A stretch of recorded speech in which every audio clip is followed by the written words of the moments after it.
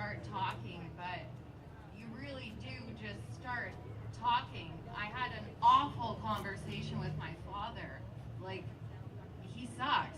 And I'm going to keep talking about this in front of him because that's why I have a fucking voice. That's why everybody has a voice, because every person has a voice, and there is history that isn't being said. There is a lot not being said and asked from our political systems, our social structures. Why is this divide happening? Because historically and generationally, we have fucked up as white people.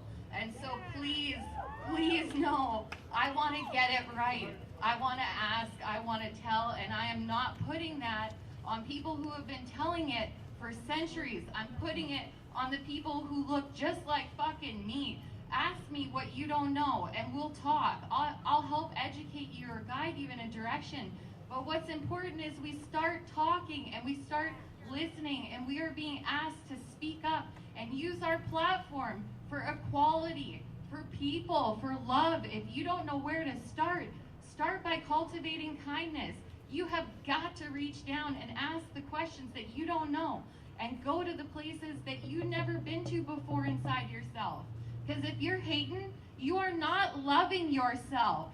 So please, put in the work for everybody, because it is hard work, but you can fucking do it. And if you're scared to get up here, so was I. But please, say what you gotta say, because now's the time. We all stopped. What do you gotta say? What have you learned? Hey everyone, I have about 8 different races in my family, and when somebody suffers, boy, it's really, really tough.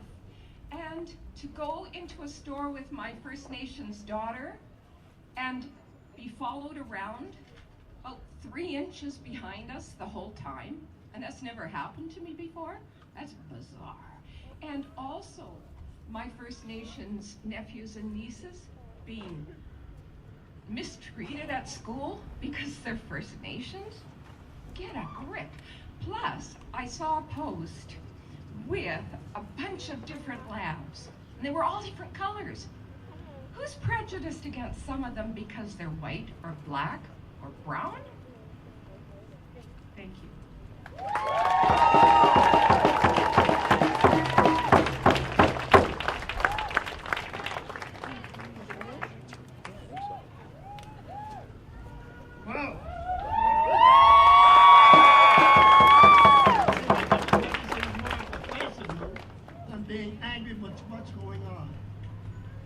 We all should be ashamed of that. We're here for a purpose. We're here for a voice. To let people know enough is enough. Not only from law enforcement, but from ourselves too. Because it all starts in the home. And once we start cleaning up our home, then maybe, just maybe, we'll have half a chance. But without doing that, we have no chance. You know, we're human beings. How do we get rid of prejudice, racism? Well, we can't.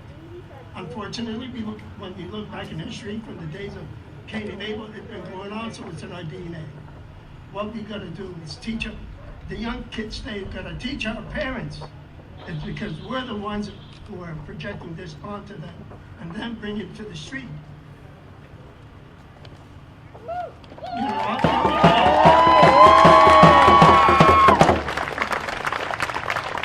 think we're going to start pointing fingers and start working together instead of saying, well, this one's this one's that.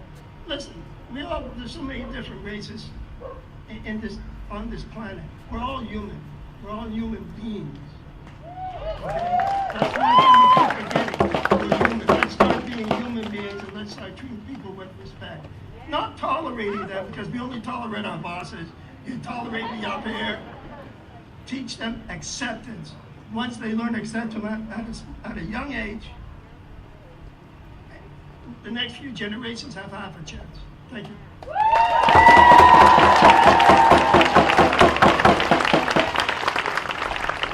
Back in 1999, I went with my family, my 5 young sons, and my husband to work in the inner city LA with African American community. And we did missionary work at the African American church. It was about 95%, the area that we lived in was about 95% Hispanic. And we were the only white family. It was a pretty incredible experience. We lived about 2 blocks away from the Rodney King meeting, right in the city of Pacoima, California. I recently wrote a post on Facebook that had a little bit of an impact, which was great. I just wanted to read it to you because I don't want to miss out on anything. I remember watching the LA riots on TV in 1992. The 4 officers were acquitted of beating Rodney King. I remember the rage I felt watching that, what they had done to him. I couldn't comprehend how they got to go free. I had no idea at that time, 7 years later, we would be living a few blocks from the place where Rodney King was beaten. I had no idea we would be part of the African American community and I would witness firsthand this really hideous racism. I remember going to a high-end department store with a couple of my friends who were African American. They had money to spend, I didn't. I decided to go look around a bit and left them at the counter so that they could ask a salesperson about some things they wanted to get. I came back a while later and they were still standing there and hadn't been waited on. As soon as I walked up to the counter, the salesperson came to me and asked me what I would like. It didn't go well, and needless to say, we left without buying anything at that store. I had never experienced that in my life. I came from Saskatchewan. I hadn't seen that done firsthand to anybody. I was pretty sheltered. There were numerous times I was favored. Numerous times it was assumed I would pick up the check at the restaurant. My friend and I were driving home from walking at the track one night. She was driving, she was African American. She's my best friend still to this day. And she was driving, and as we passed the pharmacy, I remembered we were going to stop to pick up something at the store. I suggested we go to the next block and we turn around and come back. We pulled into an empty parking lot to turn around, and we went back out into the street we had been on. Suddenly there was flashing lights behind us. We stopped and the officer came to the window. It was already getting dark and I was sitting in the passenger side, so he couldn't see that I was white. He asked for her registration and driver's license, but we both had put our purses in the trunk to go walking and hadn't gotten them out. She told him that she needed to get her purse out of the trunk to show her license. I knew she was nervous. She had to get out of the car. She asked the officer why she was pulled over. First he said it was you crossed over the line when you were turning. There was no line. Then it was, I thought you were lost. As she was opening the trunk, he had his hand on his gun, intimidating her.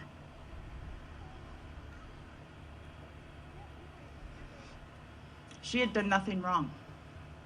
There was no reason he should have stopped her. As she got back in the car, he was right there at the door, shining his flashlight into the car over at me. He jumped, a bit like he was startled. He had no idea I was white. He changed up in that moment and said we could go and to have a good night. I'm enraged that this evil and demonic hatred for my African American brothers and sisters is still so rampant. And I'm going to include every Black person in the world. Why? Why does it still exist in 2020? Why should they ever have to experience any of it? Why are they still getting killed? My heart is hurting for them. We need to stand up against it every time we see them being mistreated. And that includes Indigenous people in this country. It includes every culture that has come to this country. Enough is enough. What are we doing as a society that this can happen anymore? Every time a word is spoken, every time we see a look, white people need to speak up like never before. We can't plead ignorance or colorblindness. We need to open our eyes. We need to call the racists out. It's unacceptable. We need to be united to effect change. Enough is enough. Black Lives Matter. Justice for George Floyd.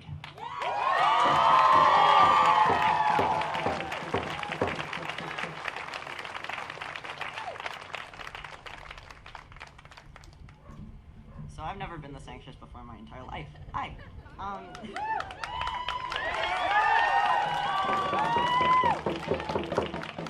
When I made this sign, I was surprisingly not troubled.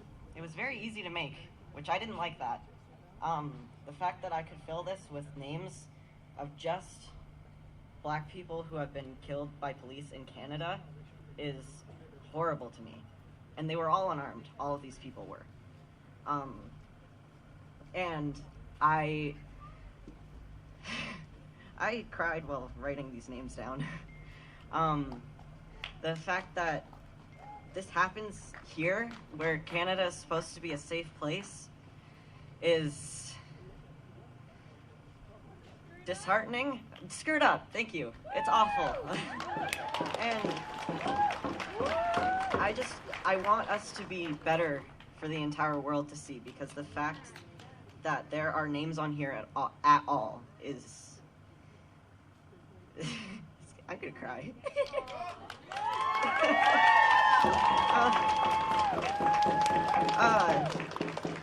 And I just... I'm shaking. You got this. You're doing it. Thank you. Thank you.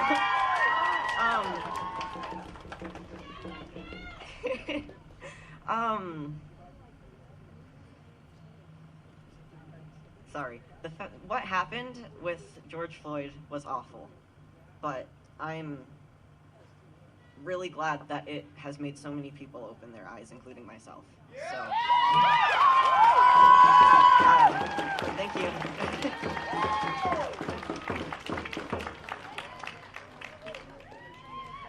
White people have a duty to say no when they are asked to be racist.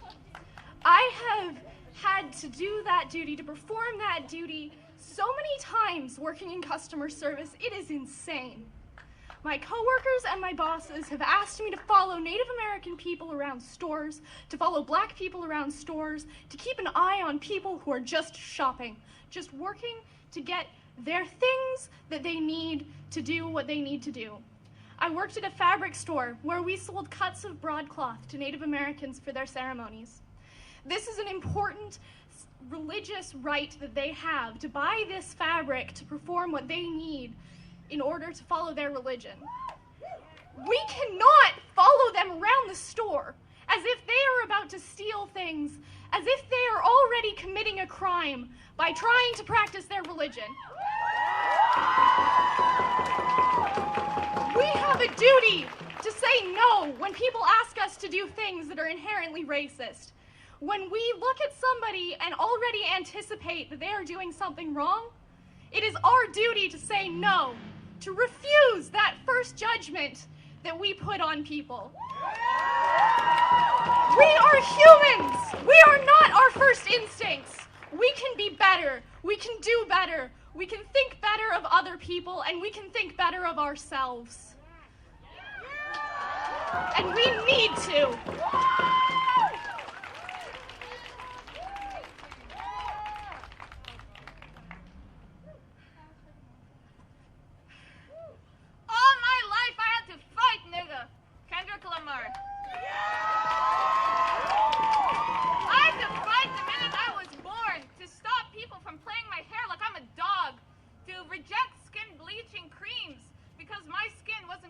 Beautiful.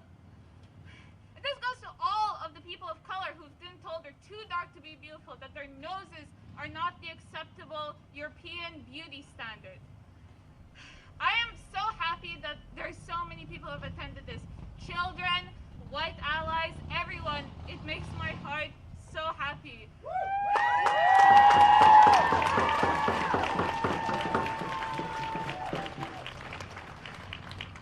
As a black person, I cannot do the following things because my life could end of it. I cannot jog Ahmed Arbery. My son can't own a toy gun, Tamir Rice, who was only 12 years old when he was shot.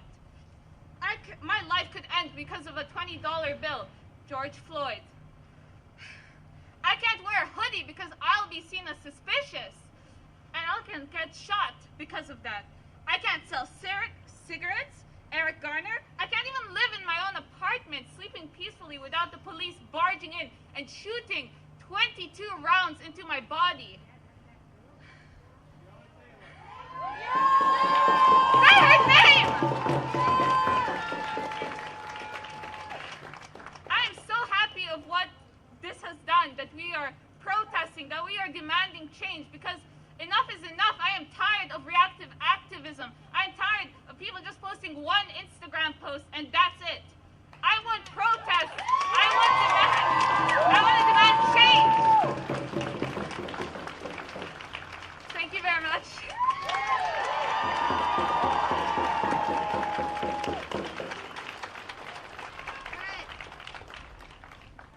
Hi guys, my name's B. This is my first protest in Kelowna. I'm from Vancouver, and you know what?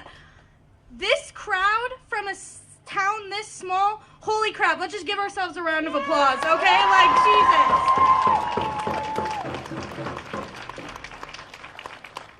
I came to this protest with a different approach. I've been to many before. I've been raised in social activism all my life. I came with a deep respect for thinking I can help people with their issue, but I need to take a step back and remember it's mine. I educated myself and realized this is everybody's issue. Everybody needs to be here. If there are people you know who are still not at work, just chilling at home, get out your phones and text them. We have a great crowd, but come on, let's keep it going. This thing's going all day, man. I was nervous about coming up here and talking because I'm white. But isn't that what we need to do? We need to speak up even if it doesn't directly affect us, because we are all human. We are all the same. If it is one issue, it is everybody's issue, okay? It doesn't matter who you are. It doesn't matter how old you are. Crap, I see kids walking around here with signs and they can't even spell racism right, but they still got the spirit, and that's what we freaking need, man. It blesses my heart to see warm, kind people like you all gathering together in our differences today to help each other out. So let's just keep the good vibes going. Let's keep them rolling. Let's get more people up to talk here, and let's have a great day, guys.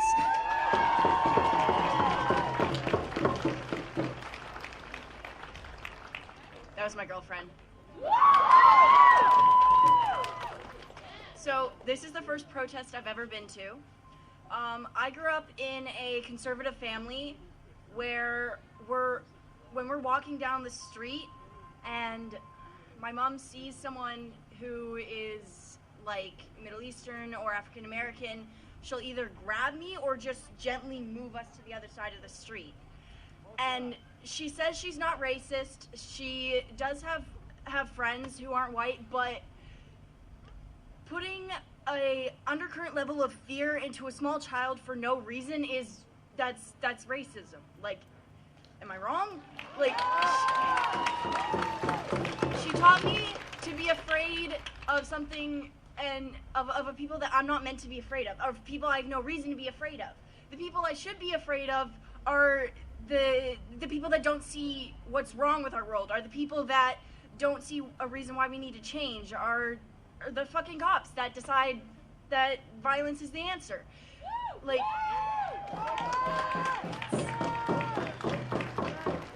my mom she was so ashamed of being anything other than white.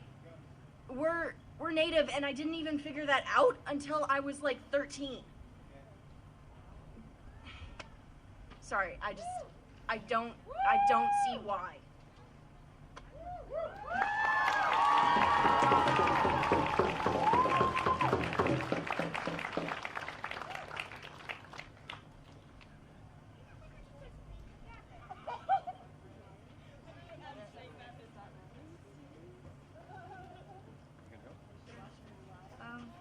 Teaching your child to be colorblind is not the answer. Rather, appreciating our differences is what we will lead us to better understand each other. This is by Dana Kennedy. She's a former senior editor of the New York Times. And just seeing on stuff on social media, we should work against the racism that harms you. You are beautiful, and tell us how to do better. I'm not just reduced to a race. No one should be reduced to a race. No one should be reduced to a gender. We are all human beings. Let's treat everyone as equals. Growing up as an Asian and even coming from another country to Canada, it was hard because everywhere I went, somehow the first thing I've been seen is, oh, you're a cute little Asian girl. Should I just be seen as another person? Should I not be seen as another race? My father always got upset when people treated him differently because he was an Asian man, and that's all he saw. That's all people saw he was. But he was born in Canada, and people will come up to you and say where you're born. That shouldn't be the case. This shouldn't be this is a start of something new. This is a start because everyone's standing up for George Floyd, but this should be an ongoing thing. And this shouldn't only be seen for Black people, but any race around. Whether you're Indigenous people, whether you're Asian American, whether you're from Middle East or anybody, even some white people who just look a little dingy are being prejudiced against. That shouldn't be the case. Everyone should be seen as equal. Everyone should be seen as someone that is worth looking at.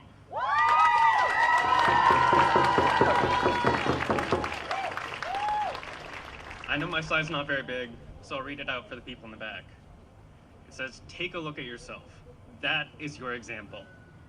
And I'm wearing reflective glasses right now, so you can actually take a look at yourself. So let me ask you, are you happy with what you're doing? I asked, are you happy with what you're doing? Because I'm sad to admit that I'm not. I have a tendency to shut down when things get uncomfortable, which means I'm not standing up.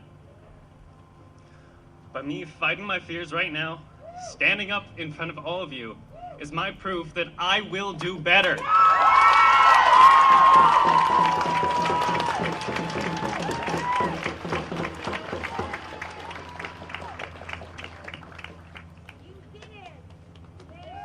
Hello everyone, my name is Dorian. I come from a people who aren't usually seen. My family comes from all corners of the globe.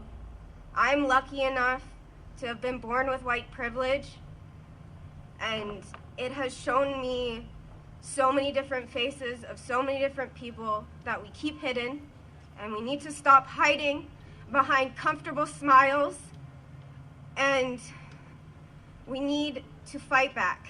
Now, I want to share a song with you all. I'm not very good at singing, but I think we need a little healing. So please, if you know it, sing with me, and no laughing, please. Peace is flowing like a river, flowing out of you and me, flowing out into the desert, setting all the captives free. Love is flowing like a river, flowing out of you and me,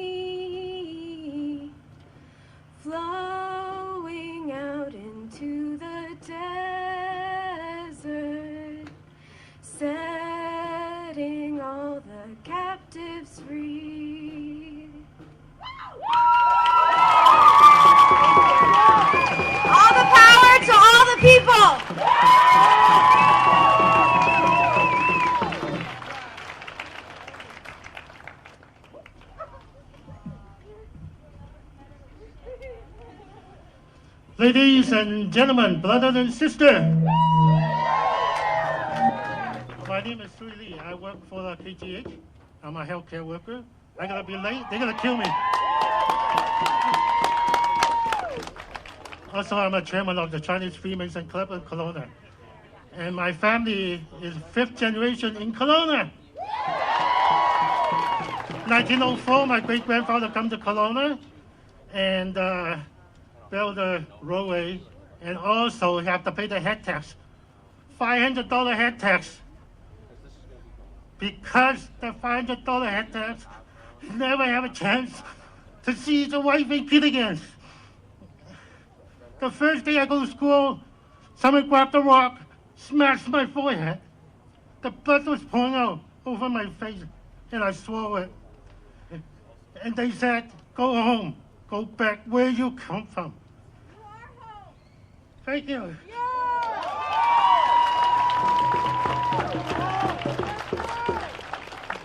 I'm a yellow outside, I'm a white inside. I'm a banana.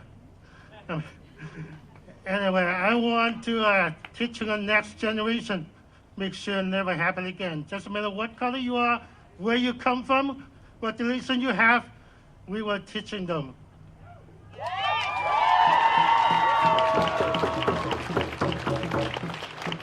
Thank you, gentlemen and ladies. That's all I want to tell you. And teaching the next generation, that's an important thing. What's racist it mean? And no one knows more racist more than my family. Because after 5 generations, up to today, we still have the racists here.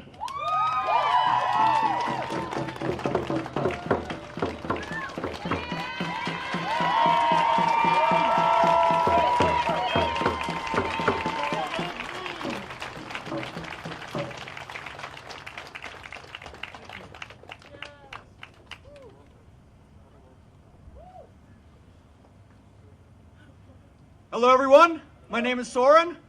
I have been in Kelowna for about 8 years now, but before that I grew up in Alberta, in Edmonton. Oh yeah, I hear that. My family had the luxury of being militantly equality.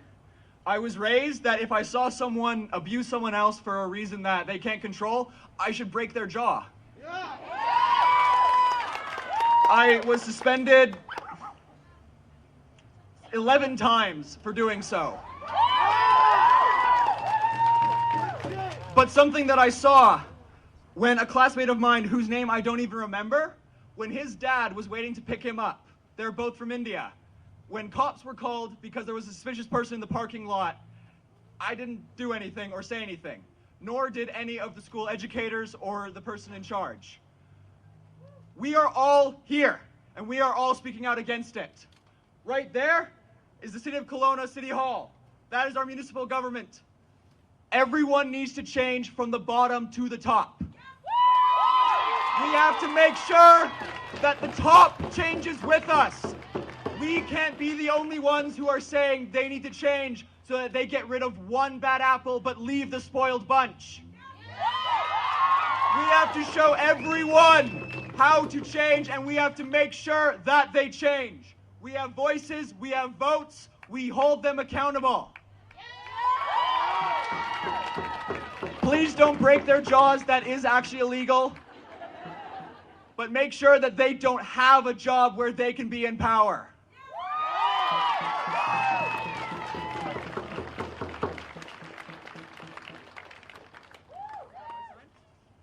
I'll keep my thoughts to a minimum because I see there's a lot of other age-challenged people out there that it's really hard to keep our attention for very long. We live in Arizona 6 months of the year. That's ground zero for racism. We get to watch these racists roam around in their natural habitat day after day after day. And after a while, there's something in your heart and your soul that just deadens. It's like it's dark. Incidentally, they do show prejudice against us Canadians as well, so they're really quite diversified in their prejudice. There's a lot of talk. I watch a lot of TV. We've become very involved in this topic. And the talk of change is always there. But how many of you are going to actually change? You have to make a decision. You have to do what you can. We've made our decision that we're going to change. 2 weeks ago, we called down to a realtor and we said we no longer can live in this toxic environment. We put ourselves to say, we will no longer support a racist society, a bigoted society, a homophobic society with our Canadian dollars. So I look out here now and I see the diversification that we have in this group, and we're just so proud to be part of the Canadian society. So all I have to say to you is, don't just stand there and say change is inevitable. Do whatever it takes. One small step, one large step. Do what you can to stop this. Thank you.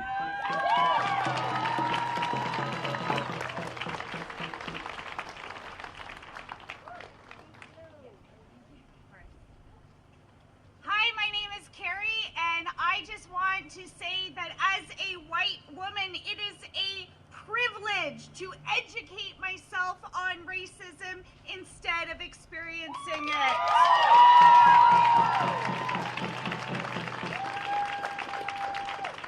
Please educate yourself and everyone you can on this important topic. Let's end racism.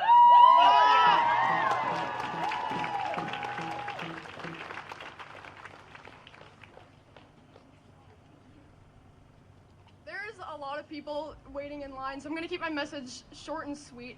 But basically, if you are not angry about this, you are not paying attention. If you are a woman and you are not angry, do you not remember the women's suffrage movement? Do you not remember where your rights came from? If you are LGBT and you are not angry, do you not remember Stonewall and where your rights came from? Protesting works. There is change being made. The LAPD funding was just got $150 million. Just because people are being arrested, do not stop protesting. Do not stop using your voice. It is no longer enough to be an ally. You have to fight. Thank you.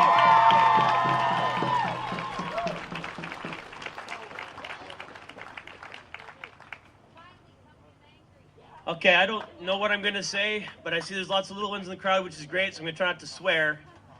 I don't usually do social media, but I've been reading it all really closely for the last couple of weeks, ever since the incident that sparked this whole thing happened. And I'm exhausted. I don't know about you guys, I'm really tired. But I'm going to keep reading it because this is really important. And I'm really angry. Like, really angry. But we need to use that anger properly. But if I'm angry and I have white privilege, I can't imagine how the people who aren't treated fairly are feeling. So, my friend who couldn't be here, she wrote this sign. It's got a list of, it's an incomplete list since 2013 of black lives that were taken unnecessarily by the police. So let's please give them a moment of silence and let's not forget about them.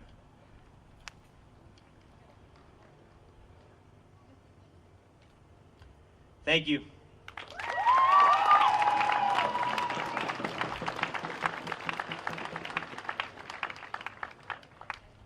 Hi, I'm a 16-year-old girl born and raised in West Bank.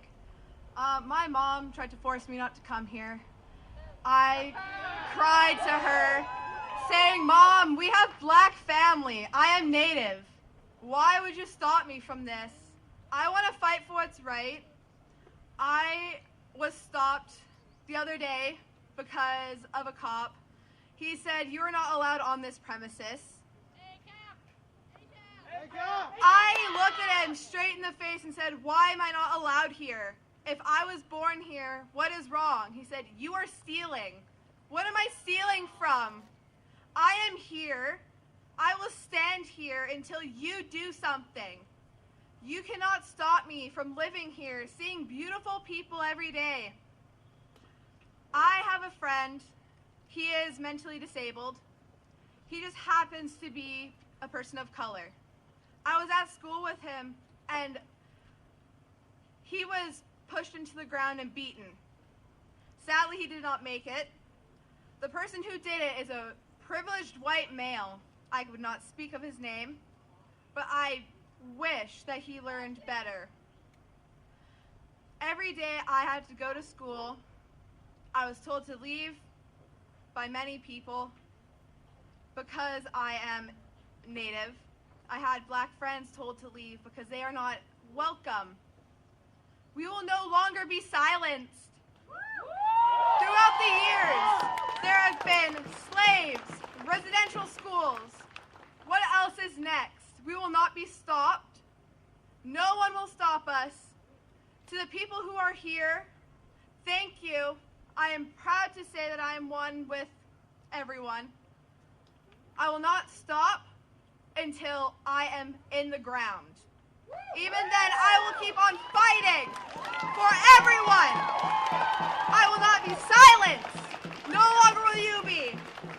Thank you.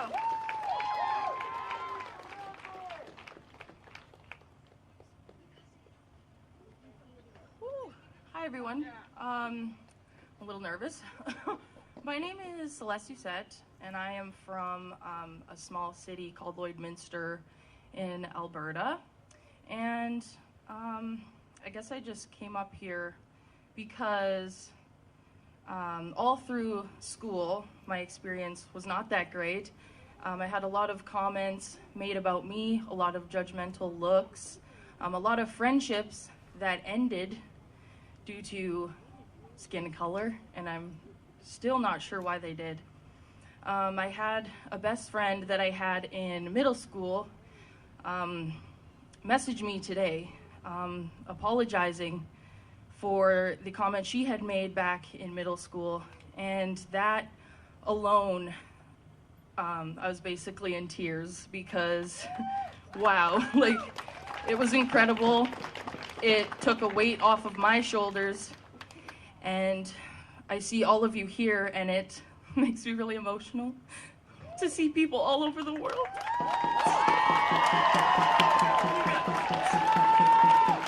And I know that it's been years of kind of suppressing the things that were said about me and the way I was treated in public settings in Canada, because it's not as much of a loud issue, it's more of a quiet evil. And it's something that I'm so happy we're bringing to the light and realizing is an issue here in Canada as well as the States and all over the world. So I just want to say thank you, like, from the bottom of my heart. I'm here with you. Our ancestors are here with you. And you're letting all of us breathe again. Thank you. I sing, so I wanted to do a little part of the redemption song. So, emancipate yourselves from mental slavery. None but ourselves can free our minds. Have no fear for atomic energy, 'cause none of them can stop the time. How long shall they kill our prophets while we stand aside and look? Some say it's just a part of it. We've got to fulfill the book. Won't you help to sing this song of freedom? 'Cause all I ever had, redemption song, the song of freedom. Thank you.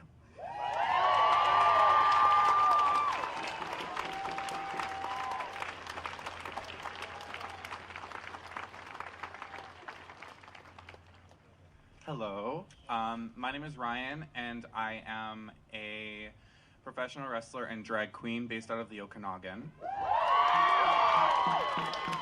Thank you. I'm just here to say that if you are an entertainer in this crowd, if you have a platform, whether you're a musician or an athlete, if you are in a locking room or a dressing room, we need to change internally as entertainers, because I see it every time I walk into a locker room. I have experienced homophobia, I have seen racism, I have seen all of these things happening, and no one will do anything about it because these people are in positions of power. And we are scared of losing our positions on these shows because we are scared that we will never make it if we speak out. As an entertainer, you need to speak out. It is your job to use your public platform to speak for Black Lives Matter, to speak for Indigenous people, to speak out against homophobia. It is your job.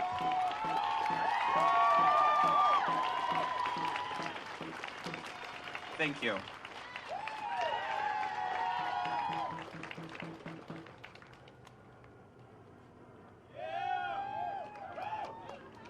Hello, my name is Jarrett Young, and I'm not only a Canadian, but I'm also an American. My father was born in New York City, and I also have family living there right now, and I pray for them.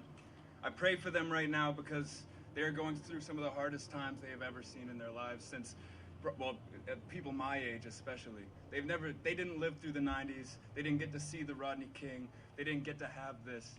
And I'm glad to see that there is actually a stance now rising up. But I'm also fucking angry about it too. You know why? You want to know why? Because it took somebody kneeling on a black man's neck in public, a public lynching, for this to come about. People have been kneeling on black people's necks for 400 years, and it took this death for this to come about, and that is why I am angry. That is why I am angry, because change doesn't come until we die in a public manner.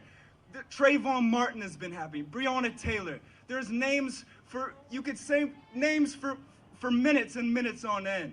But it takes a public showing of hatred for people to really feel that. So if you haven't seen that video, if it's too painful for you to go and watch all 10 minutes of that video, then you should go and do that right now, because that is the feeling that each and every single one of us has felt for a long-ass time.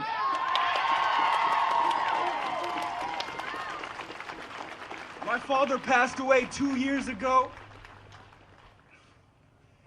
and he has told me all his whole life about the shit he has had to go through with racism and how it is still alive today and is mostly just conducted in silence. People don't see it. People don't see 95%. Even I don't. It happens behind your back. It happens when you don't see it the most. Like, I probably see 10% of it. I've been called the N-word. I've been chased out of parties being called the N-word. In this city. Don't be blind to it just because we're Canadian. This happens just as much here as it does anywhere else in the fucking world. So put your fists up, because this is a time of power for everybody. I love y'all, and I love the support to see here. There were people this morning trying to shut this protest down because of the organizers, and I think those black people should be here as well. I don't see why they shouldn't, because their voice matters just as much as mine, and they will not be heard because they are not here. And that's all I have to say. Thank you very much.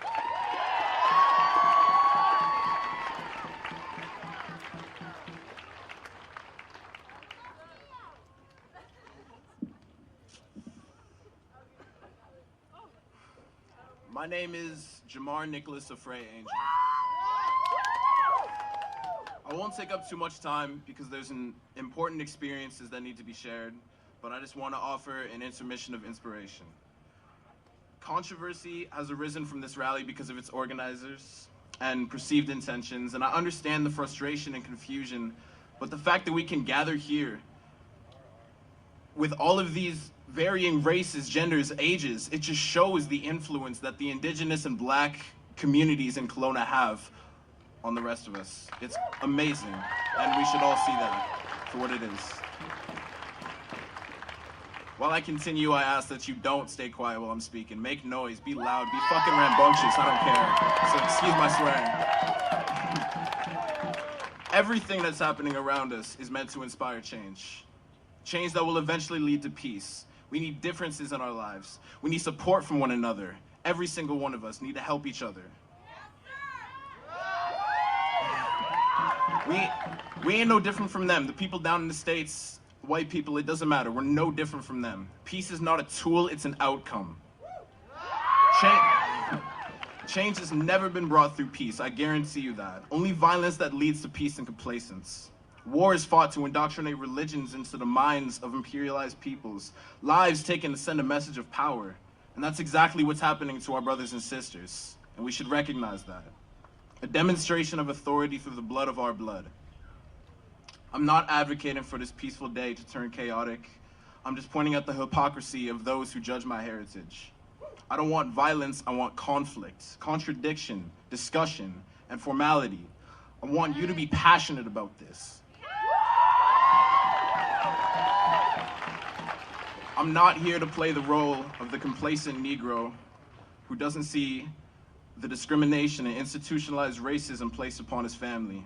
I'm here to play the angry black man fed up with the continuous terror my blood everywhere faces every single day. It's sad, but I can't settle for thoughts and prayers anymore. We've moved way past that. I want you to be vocal.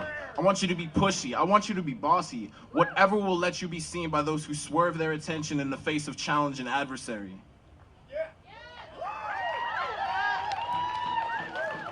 Because the echoes of silence are more deafening than the screams of terror. And as MLK said, in the end, we will remember not the words of our enemies, but the silence of our friends. History will remember the outrage and carnage that has taken place today, but those close to you will remember your stance or lack thereof in coming times, and I promise you that wholeheartedly. With that, I just want to ask, how much longer until we can truly breathe? How much longer until our 200-year-old chains will rust and break from our battered wrists? How much longer until I can feel safe that my connections to my brothers and sisters won't be severed by a bullet? How much longer until I'm sure that our beautiful names won't be known as hashtags? How much longer until we can find change?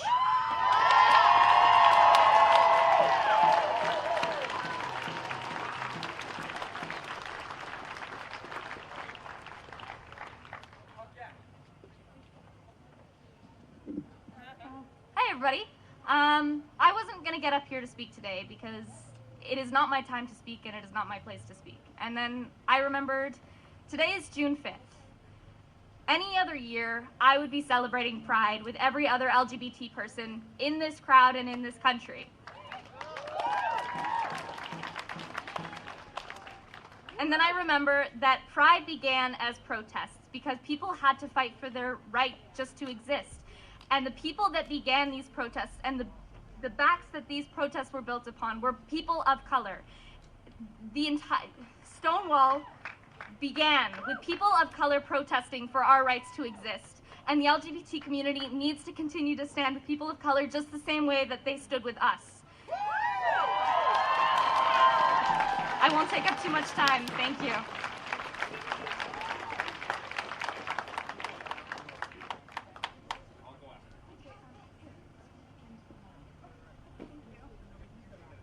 I stand here today knowing that my parents do not support the decision that I have made to stand for Black Lives Matter. They tell me it is a waste of time and that no change will be made with violence, protesting, and any other things we stand for. But you know what I say? That is not fucking true because we will make change. If you hear your friends say racist slurs, you tell them no. If you hear strangers say racist slurs, you tell them no. Your family does not have a right to say racist slurs. You tell them no. George Floyd, last words were, "I cannot breathe," and that should not happen. I will stand for Black Lives Matter until the day I die. Thank you.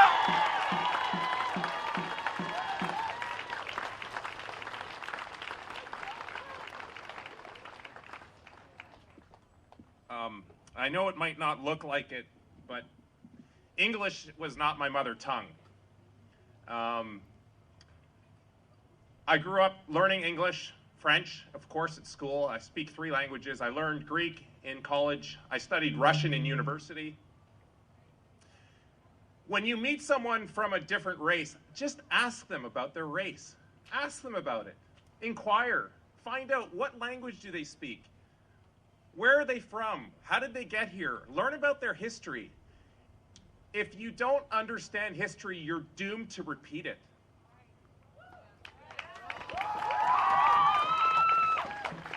I made some notes, but my phone is on 1% battery, so I don't think it's going to last very long. I'm going to have to wing it.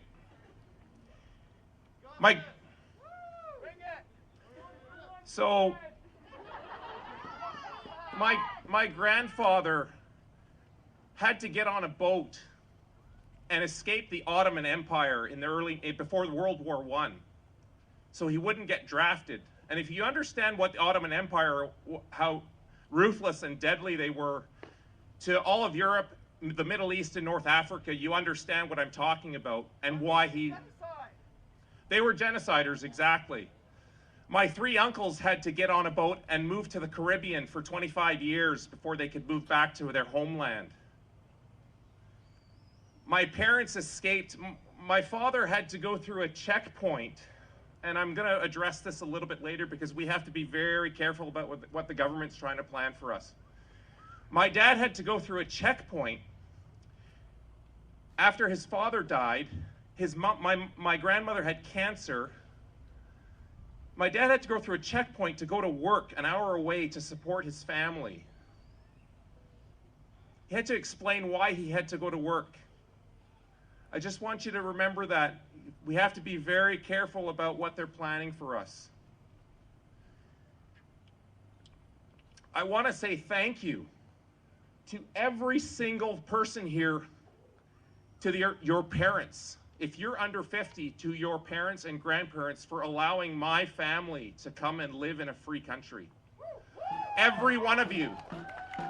Every single person here, your parents, especially if you're Caucasian or white, before a lot of immigration happened, because I speak for a lot of first-generationers here, and you know who you are. Your parents made a decision to come to this country for a reason. We have to defend that.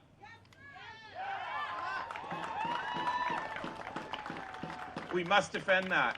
And I grew up with European descent people around me, African American or African Canadian, sorry. I'm not gonna.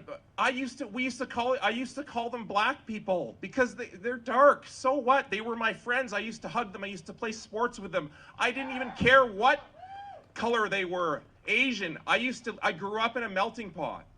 I'd never even considered race. They were all my lovely friends, and I love them dearly. So if you're new to this whole racism movement, we need to reject it because it is a fake paradigm. It doesn't exist. We all have unalienable rights. In other words, rights that were given to you by God to be a sovereign individual. And you're all equal. Every person I see here who is dark like me or white not like me, I consider you equal. I ask you to consider each other equal.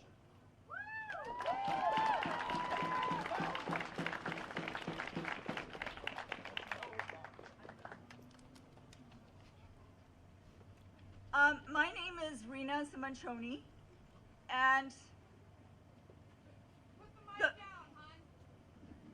the biggest emotion I feel is sadness. Sadness that this still happens. My uncle and my mother worked with Nelson Mandela. My uncle, like the rest of my family, was part Zulu. And when Nelson Mandela went to jail for fighting for black rights, my uncle's family's home was bombed. And he was deported without any papers. And Canada accepted him. And for 25 years, he fought apartheid from Vancouver.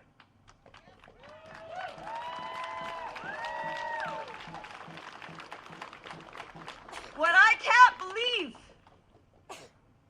is that such a huge battle brought down apartheid, and yet here we still are. Why?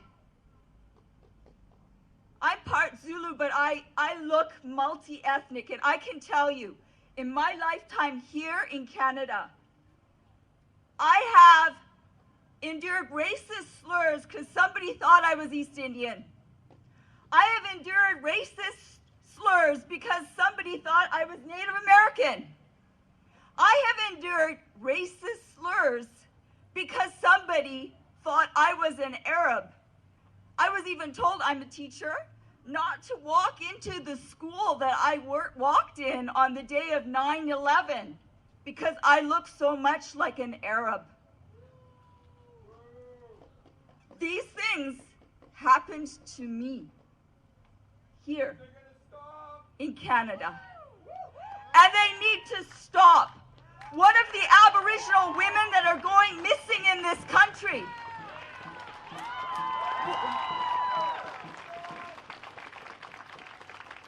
What of Asians now that are getting racist slurs because of COVID? What? What?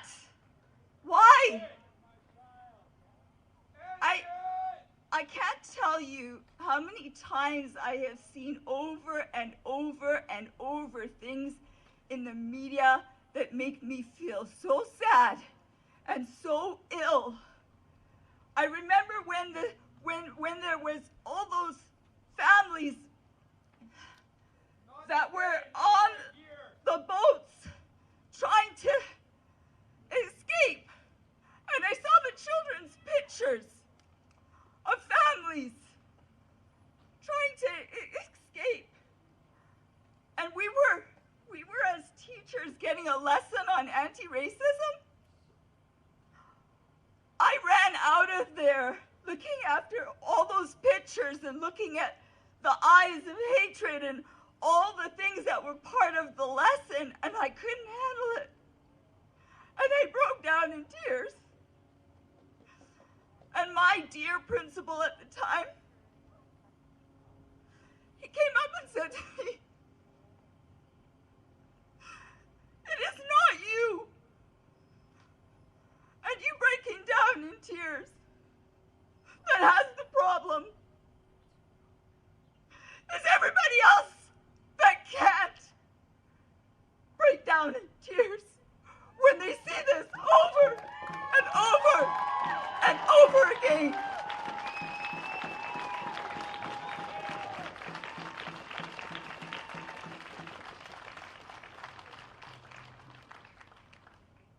But I'll say one thing before I go. Seeing everybody here, seeing all the demonstrations worldwide, it gives me hope. Listening to all the young people talk, that gives me hope. Because it's time. Enough is enough.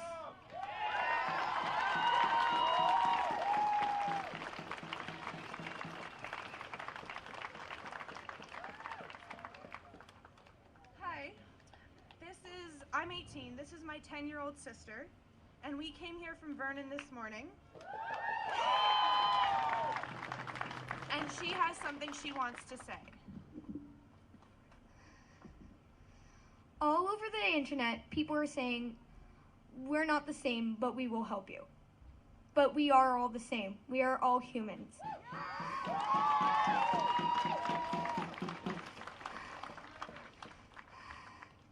Thank you for your time.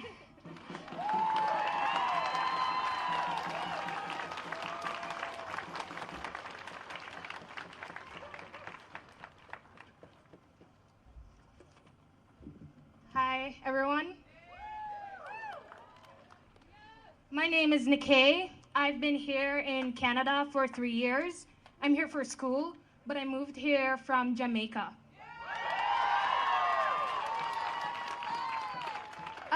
I've been here with my twin brother for 3 years, and the amount of racism we received, it was unbelievable. It's not that people have said anything to us, but it's through the actions.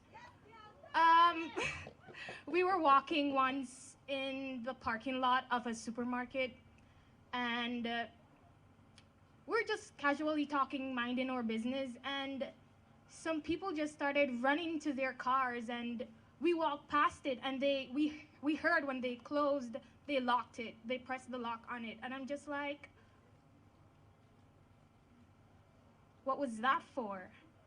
Other times we've been in classes and we have been subjected to a kind of covert racism that's not really realizable, but it's there. And I just want to say that it begins with you and me to stop the stereotyping, stop generalizing black people.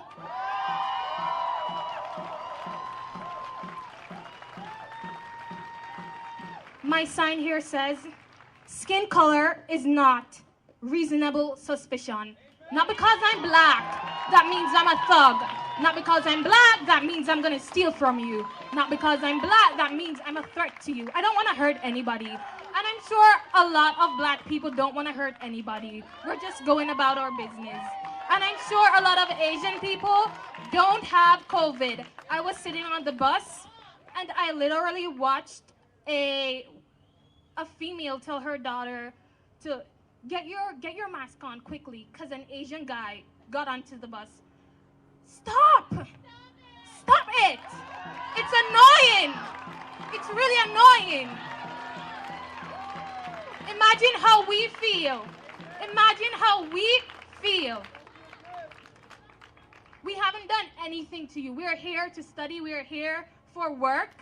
And we come here, it's just like a huge culture shock to us that we have to come here for a better life, for better education, and still have to be subjected to things that we are running from. It's unfair. And I just want to say, again, it begins with you and it begins with me. We have to sit and talk about these things, the uncomfortable things, with our friends. And even if your friends aren't speaking up, don't guilt trip them into speaking up. Let them stay and do what they're doing. As long as you are doing something about it, you are making a change, no matter how big or small. And I just want to end, I'm from Jamaica, so I have to end with Bob Marley's famous song, 3 Little Birds. And I want everybody to put their hands together and sing with me. One love, one heart, let's get together and feel alright.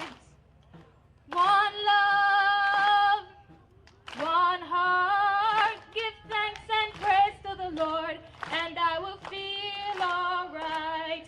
No justice, no peace.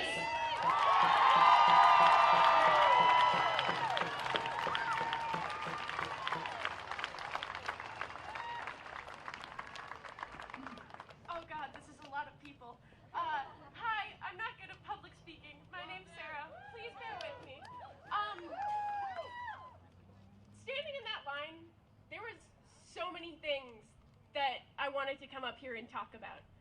As you can see, I am white. Every day I experience white privilege. And I can't even speak to how beautiful this sea of people is. And the reason why we are here today is it's truly awful. We are here because so many black men and women have been murdered just for the color of their skin. Now, apparently, officials don't know this, but not being white is not a crime. The people on my side, all these names are people who were solely killed because of the color of their skin. 3 names in particular stick out to me: Lawrence Wegner, Rodney Nastis, and Neil Stonechild. These 3 men, 2 men and 1 teenager, a young man, were killed from a police practice in Saskatoon called Starlight Tours, where these men were driven out in the dead of winter outside of Saskatoon, 25 miles away, and left there to freeze to death, simply because they were Indigenous. That sickens me to my core. This poster, to find all these names, took all of 10 minutes. That is frighteningly easy. And it really hurts deep down, because when I look over this crowd of people, I I'm just so proud of all of us coming together to fight against this as a united human race. And because colorblindness is not the answer. We need to celebrate what makes us different. Humanity is not black, white, brown. Humanity is a beautiful sunset of colors. And that's what we need to be appreciating. And I just want to take a moment and I want everyone to look around, because this is truly a beautiful human moment. Hearing all these beautiful women with their beautiful voices. Again, round of applause for how amazing these people singing are. During one of the songs, when everyone just put their hand up and saw everyone did, and it was just a sea of human emotion, of coming together as a human race to protect our brothers and sisters. Because we are, a saying that's been ringing in my head for the past couple days is sisters and brothers, not divided in others. Together, we have to stand, and together we can beat this, and we can take away all this terrible murder and all this terrible violence. Because we should be spreading peace to each other, and we should be uniting together in friendship and love like we are today to fight against injustice and racism. And racism doesn't just stop. Racism does not just stop at us not killing black men in the streets. It stops at taking out institutionalized racism. I am from Calgary, Alberta. I went to a private school, and out of my entire grade, 2 children were not white. That's disgusting. Racism leaks down to the housing that we scoop black people in because we think they're lesser than us. They are not. We are all equal human beings who deserve to be treated equally.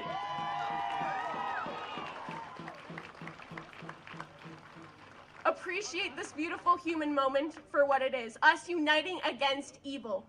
Thank you.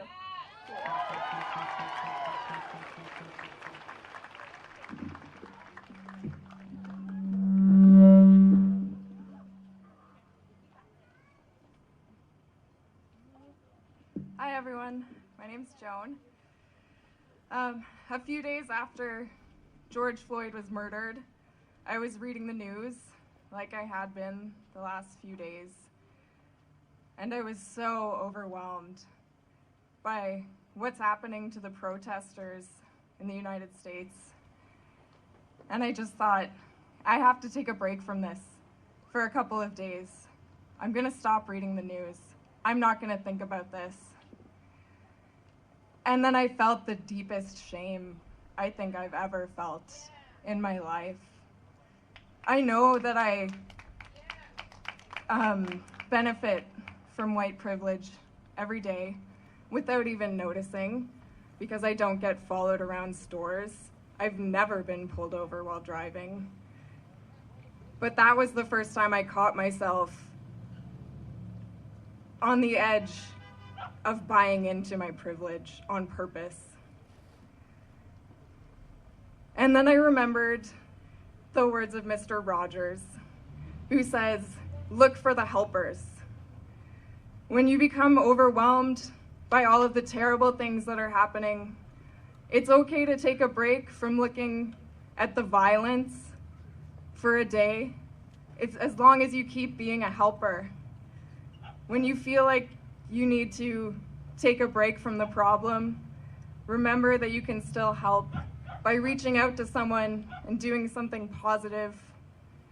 It's okay to take a break from the bad as long as you're still doing something good. I hope that makes sense and came out right. That's all.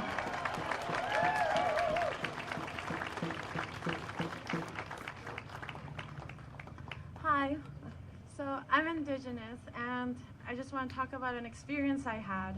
I'm from Alberta, and I was in Calgary on the train, and it was packed. There was a lot of people, and then 2 people came up and left, and then an Aboriginal older couple came in, and you can smell the booze off of them. And then when they sat down, she all of a sudden started hitting him and yelling at him. Then everyone just ran away. Everyone just took off and got up and like went to either side of the train. I was the only one that stayed, and I was like, holy shit. And then I was like, hey, edu session da, like in the Tefin da. I was like telling her like don't do that, like calm down. And just talking to her like that in that gentle voice and showing her like, hey, I see you guys, you know, I see you. And that had a profound like impact on her, because she all of a sudden she was like, she saw me talking to her like edu session da. And then she started like turned to her hubby that she was hitting. I was like, oh, I'm sorry. And she started kissing him, and it's like, oh, my girl is communist. I'm so sorry. She started kissing him, and just having like voicing, like speaking out like that can have an impact. And what I wish I said to all those people that ran away from like that happening, that just like cleared out, I wish I said to them, you know, you're part of the problem. You running away, you're part of the problem, and shame on you. Shame on you for not doing it. And like, and you can use your voice, you know, you can get loud and you can be like, hey, I see you too, and that shit's not cool, man. That's not cool. All right, call people out on their shit, man. You know? Thank you.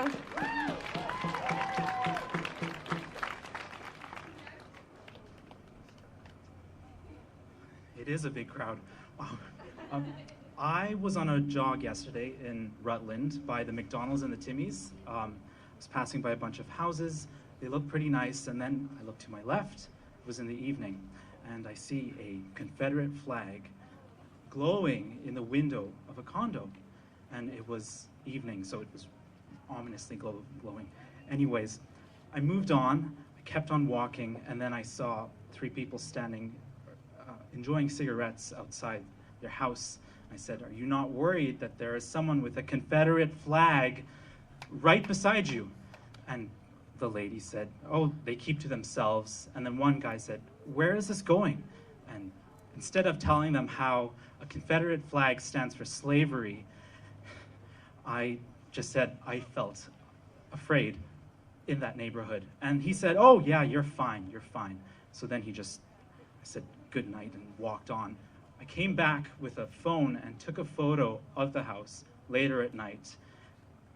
And I stayed on the other side of the road just in case. And it turned out that the guy who lived in that house was sitting on his front porch. He said, what are you doing? And I said, I'm taking a photo. He said, you can't take a photo of me, and scurried back inside. So systemic racism is not a problem that is easily fixed. It takes a lot of work, it takes a lot of listening, but I want to give you 3 things that you can do as well. First, call out when you hear or see racism around you, because it makes a difference.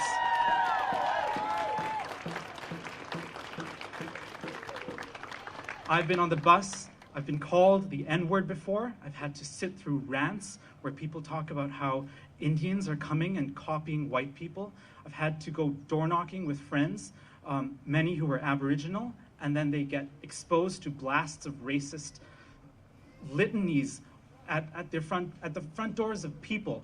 And it really makes a difference if you can at least just go and stand and chat with the person who is being harassed, if you don't have the courage to call out the evil that you see.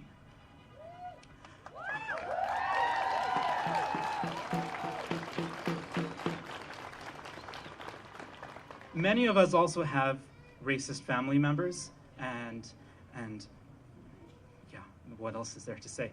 And when you get into arguments with them, if you call out racism, what often happens is it turns into this thing where it's like, we're just never going to agree on this. Still do it, especially on Facebook. It's worth it, because there is a silent majority watching.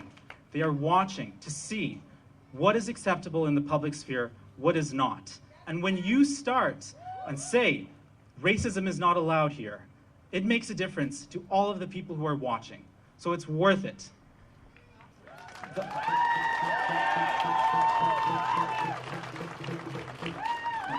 I'm also from Calgary too, so there are a lot of us here, I guess. But one thing I noticed when I came to Kelowna is that when you pass by someone on the street, they don't nod at you, they don't acknowledge you, they don't say hello. And I thought that that was just a Kelowna problem. But one day I was on a walk with my white friend, and what ended up happening was the people who were passing by us, they would say hello to him, but they wouldn't look at me. And I think it is a microaggression. I think it is. And I think that we can avoid that if you just acknowledge the humanity of the person you are standing in front of. It makes a difference. So,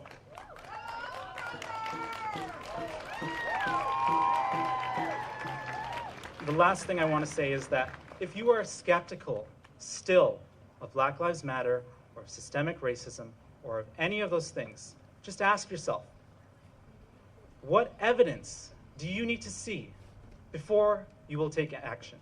Because the frog in the boiling water doesn't realize that the water is warming up until it's too late.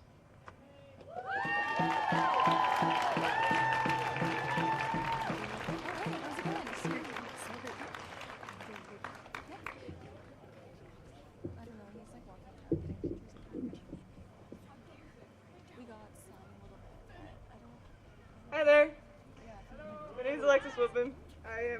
I'm here to represent. Well, I had notes here, but like, I'm nervous. I'm scared.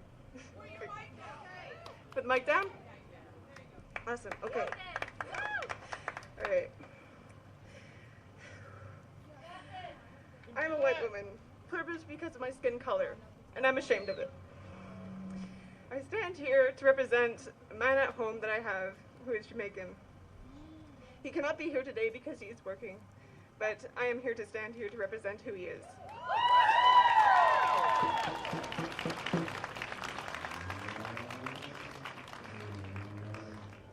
So I ask you to stand with me in a moment of silence for those that have fallen because of racism, the police, and those who have died. Stand with me with your fists in the air for a moment of silence.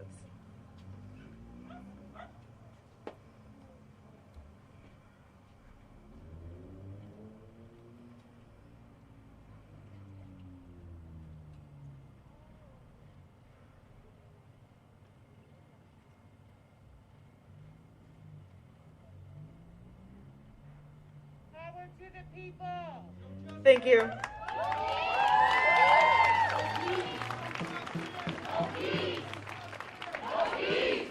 World peace! World peace!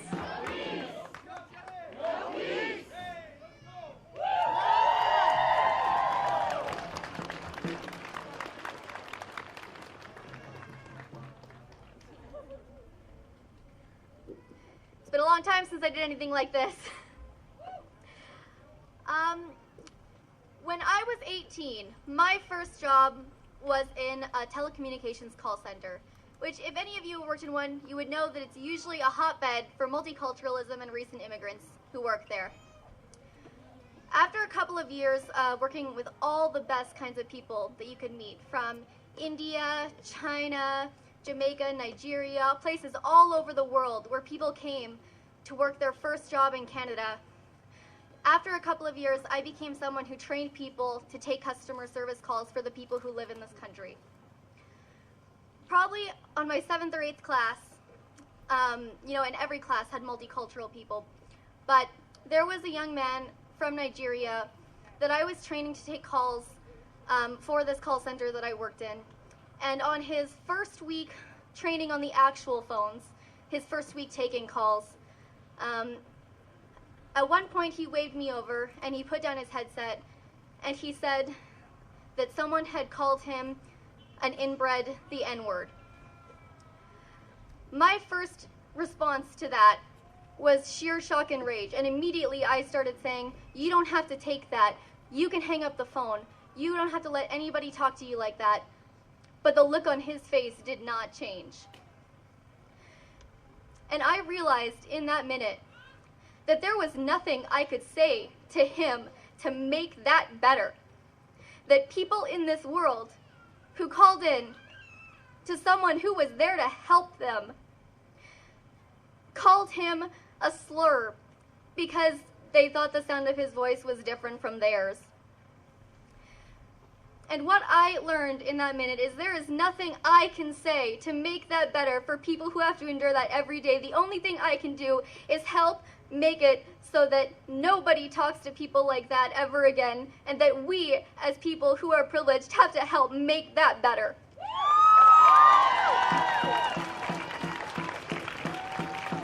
Thank you very much for listening. And I also want to thank my boss who gave me the day off today, even though I worked, because I told her it was important to me to be here.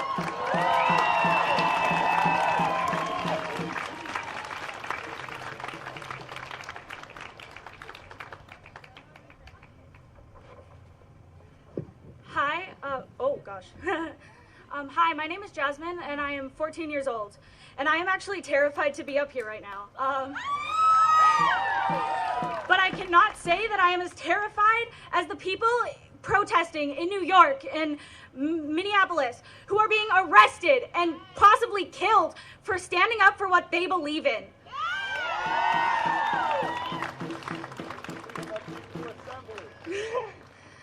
I am here because I am young and I am silenced for that. But seeing all of these children here today was really empowering for me. You should teach your children about racism. It is something that they will find out no matter what you try to do to stop it. This world is filthy and gross, and we can change that. We are the future. We are the future of this world, and we need to be fighting. So, thank you. Yeah, that's all I have to say. Okay.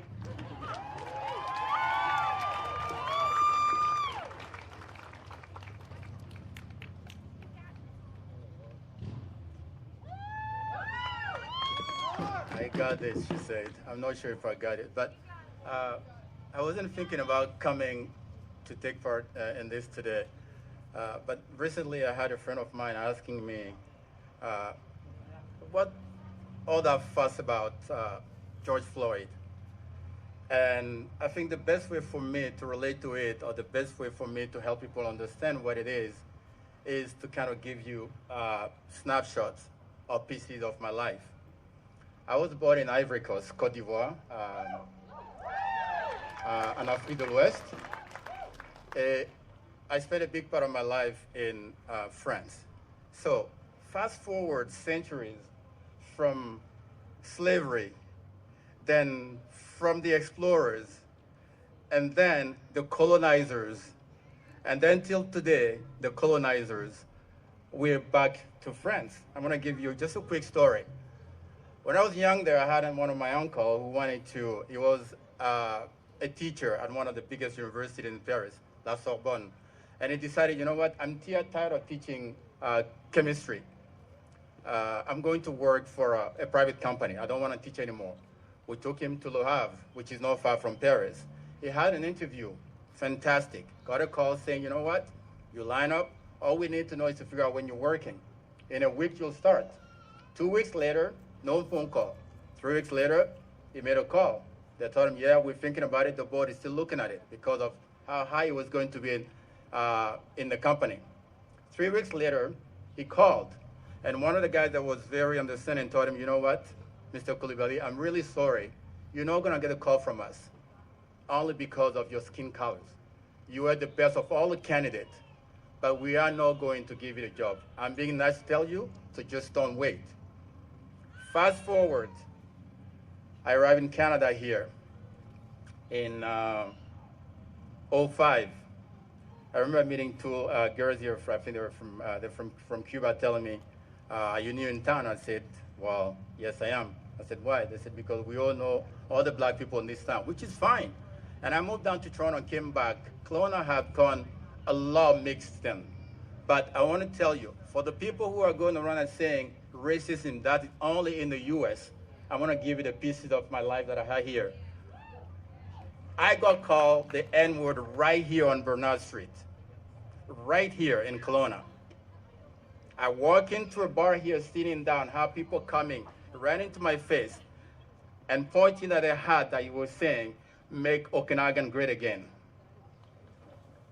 This is right here on Bernard, I'm telling you. Not long ago, I went for a walk with my friend here, Shauna. We went down by Okanagan Lake in Winfield. My daughter's right there. As we, they were sitting down by the water. She had the fire on, and I went for a walk. And as I'm walking, this lady and her boyfriend went out the way and walked out to me saying, "Oh, hi, how are you? Are you from here? Or are you just passing through?" That is systemic. It doesn't look like much to you, but that's what it is.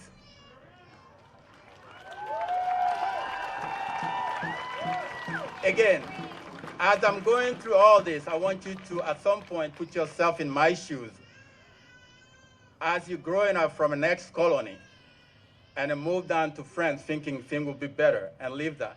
And then from there to Canada, thinking there will be a change here. Yes, there is. It's a lot different than Europe, I have to admit, and I know that.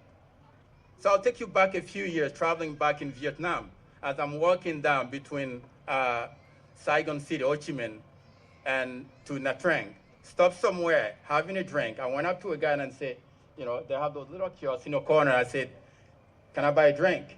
He looked at me and went, "We don't like black people here, right?" Here's my answer again. I said, "Can I still get a drink?" He said, "Sure." I said, "Okay, that's all I need."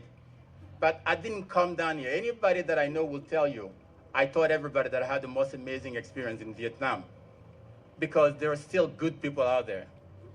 I'll take it back a few years ago and going up in Europe. I went out with my wife there when we first moved to Canada for our honeymoon, traveling to Italy. Stayed at the hotel, everything was included. It was time for breakfast. First, the guy put us at the very far back of the restaurant. As we're sitting there, people are coming in and they're getting their food and they're leaving. And I've noticed that everybody that was there, to maybe a lot more than those people, already been served and left the restaurant, to the point where I stood up and I told the guy, I said, "What is going on? We've been here forever now, you haven't served me. First, you put me in a corner, which is okay." So he starts saying things like, bastard and monkey. I said, "Well, my euro is worth as much as all those people's euros. Unless you serve me, you are not giving a damn food to any of the tables here." At some point, the point here is that you have to stand up at some point for yourself. And again, standing up for yourself does not mean you have to be violent. I told the guy, I said, "You have to serve my food unless you do not put any other table." As I'm standing here, he's starting to walk by. He went in the back and called the manager, and finally we got the food. You can only imagine the mess that I made on that table, because I ate like a monkey. And I told him to clean up after the monkey when I was leaving.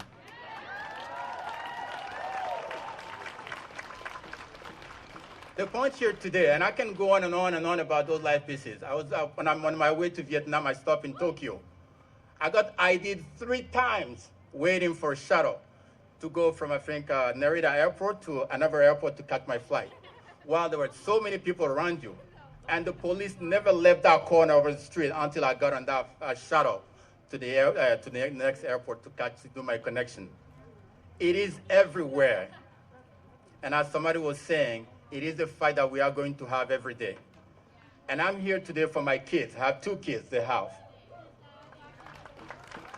And I'm not sure if you noticed, these are kids that have 100% white dad and 100% white mom. And as soon as they're born, they're considered black. My youngest jokes around sometimes saying she's not black, she's caramel. But we all know here what the reality is. She's going to tell her later, that you are black. And it tears me down to know that at some point, they are going to be less fortunate because of that skin color they have. And this is what we had to fight for today. And I want to finish by saying that together, and we don't have to fight over it. As some of the people that are here before me were saying, this is the fight of every day. You have to take the people, because sometimes this is how they were raised. Sometimes they do not know better. So, in a sense that we have to be a little bit patient with some of those people and take them sometime by their hand and make them understand that we are all fighting for the same thing, because this is about humankind. This is about all races. This is not about black people wanting to be superior to other races. This is about our day-to-day lives. So thank you all for coming out today, and let's continue this fight.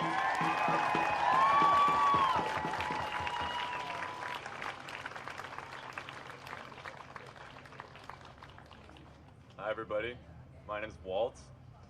I've lived here in Kelowna my whole life, and this is just by far the most unification and love and acceptance. It's just insane to look out and see so many people out there. This is really beautiful, and it feels like our souls are all joining together and rising to do something greater than the sum of our parts, and it's really beautiful. So let's keep this thing going, guys, and just enough is enough.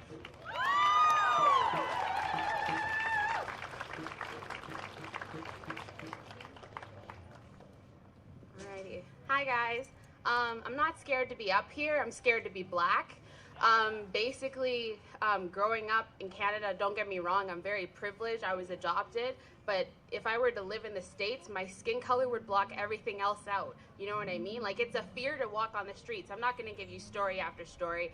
I've had to hate racism here and there. It does matter. But, you get used to it. But I shouldn't have to be. What happened to George Floyd, though, right? He was murdered in the streets, okay? The police, yes, they were charged, rightfully so, finally. But it took so long. Why did it have to take to here, okay? George Floyd was murdered in the streets. Let's not forget that, okay? Remember it. Say his name. Don't be scared of it. Where are we? Are we here? There we go. Justice for Breonna Taylor. She was murdered. She was sleeping. I'm black and I'm sleeping. You're gonna shoot me? Really? Okay. It's just a fear. But I do appreciate, don't get me wrong, like, this turnout is insane. There's a lot of you here and it's amazing, but like, I know a few of you were scared to come out because of the post, but I don't feel like we should be attacking each other for trying to raise awareness for something. You know what I mean? Like, just show up. You're here. You know? It's good. But like, I just think that we need to keep remembering that George Floyd was murdered and this shouldn't be happening because it's happened before. Like, has the cops in the past been taken down? All I personally want is the justice. They get charged, they go to jail, that's how it goes. Black people get it like that. Why do we just turn away when it happens to a white cop? You know what I mean? Like, it's just like, there's gotta be an equal, you know? I don't know, you know? Like, it is what it is. Like, my life matters too, you know?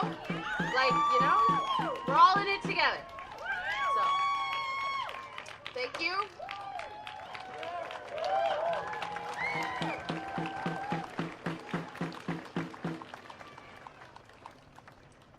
Hi, I know what you guys are thinking. I'm just another white lady out here, but as a white lady, I'm also a mom to 2 mixed-race kids, and because of that, this week I had to have really hard conversations with them about what's going on in the world, and I wanted to die inside. It was the most difficult thing we'd ever had to talk about, and it bothered my son so much, and he's here today, and he's in the crowd, and it's just, I don't think that's something that any parent should ever have to talk to their child about, and I appreciate all of you guys here today, and I know you guys are on the same page as us, but the thing is, everyone else in the city is not. Everyone else is at home or at work and feels like it's okay to not support this, and that's where the difficult conversations have to happen. We understand and we support it, but we need to start going out from here, moving on, and having those difficult conversations, the ones where we want to die a little bit inside because it is awkward, as you know what I'm trying to say, and it just makes us so uncomfortable. But we need to be the change today so that other mothers and other parents don't have to have those conversations down the road with the kids. And that's all I want to say today.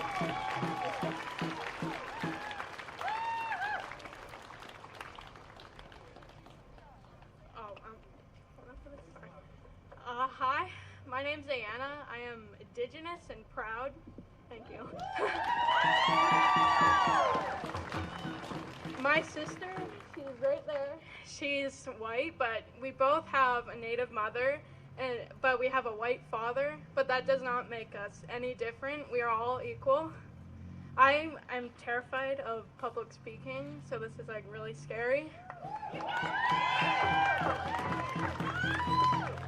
I would never do this. I would never go up into my classroom and do this, but I will do this to spread awareness for people of color.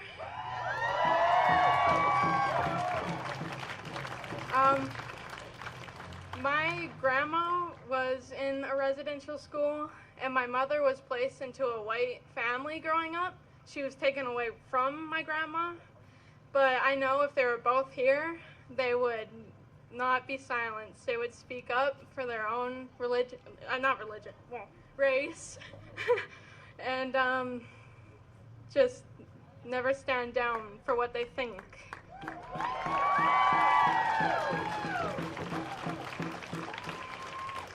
Can I have people of color put their fist up? I just want to say that we all love you. Can I have people, a part of the LGBT community, put their fist up? You are loved, and we all love you. And no matter your race, your weight, your looks, or anything, we're all equal, and you're beautiful. Thank you.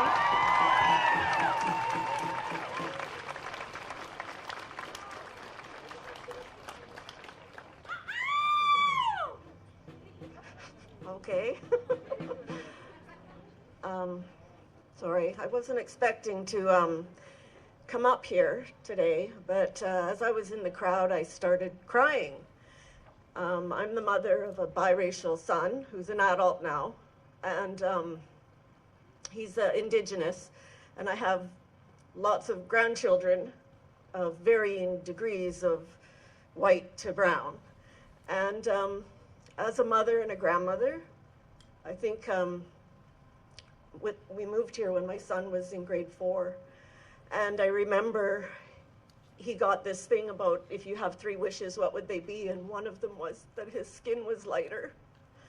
And I had to have this conversation with him about how beautiful he is, and you know, white people try to have skin your color. They pay money to go tanning, you know. And you know, the first time that I felt my white privilege was when I was walking down I was 15, and I was walking down the street with my First Nations boyfriend holding his hand.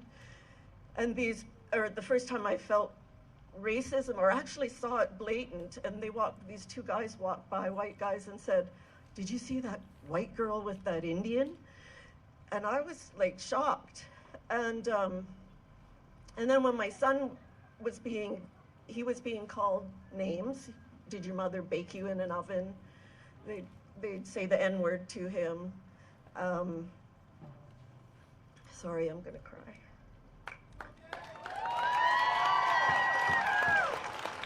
I didn't realize how much this affected me till I came here today. I was always trying to be strong for him and my grandchildren. I worry about my granddaughters becoming missing and murdered, you know? And they get angry with me because I'm hard on them, and I'm always, don't do this, don't do that, you know, stand up for yourself, and trying to get them to be strong.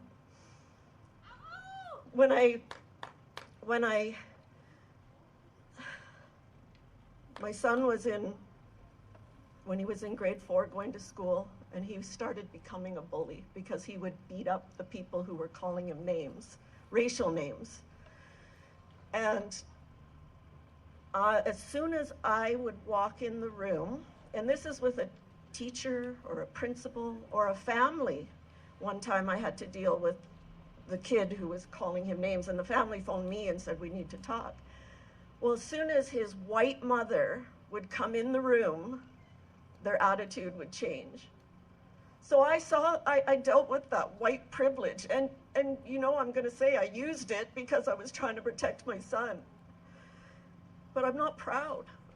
Every day, I don't even like being white because I'm so angry. I'm so angry.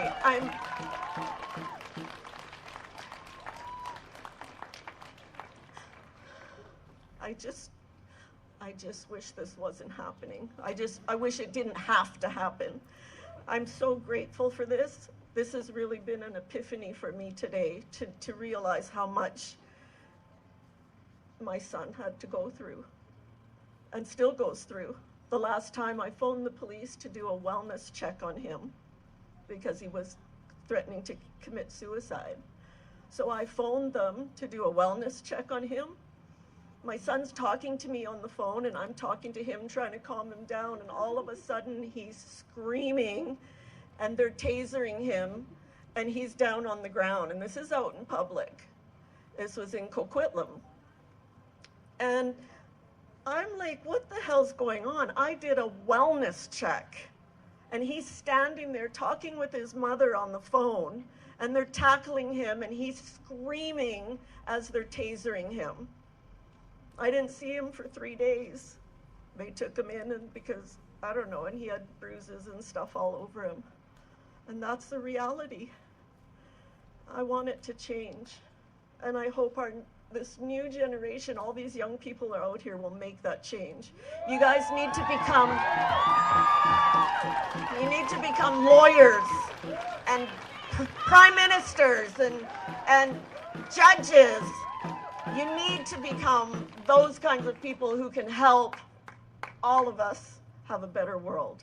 Thank you.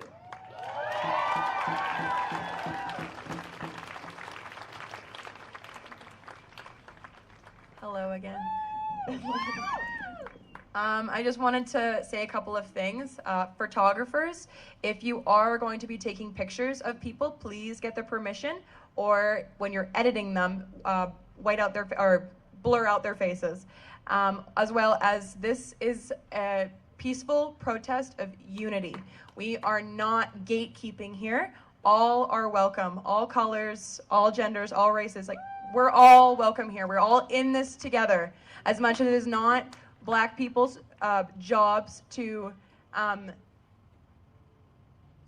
not speak on it, but it's white people's jobs to fix this problem. I'm sorry, it is. It's white people's jobs to fix this now. We're exhausted. We're fucking exhausted of this.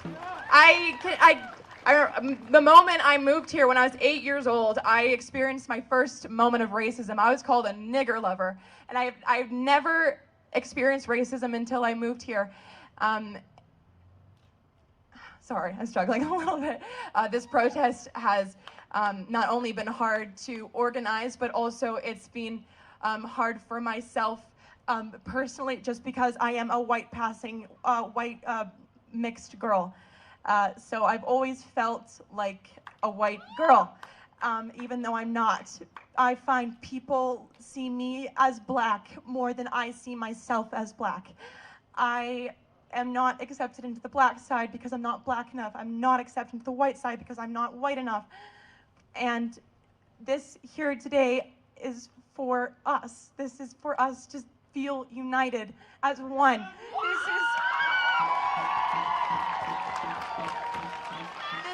This is for the unseen to finally be seen. For our voices to be heard, no matter how quiet and tiny they are. This is for us. Thank you.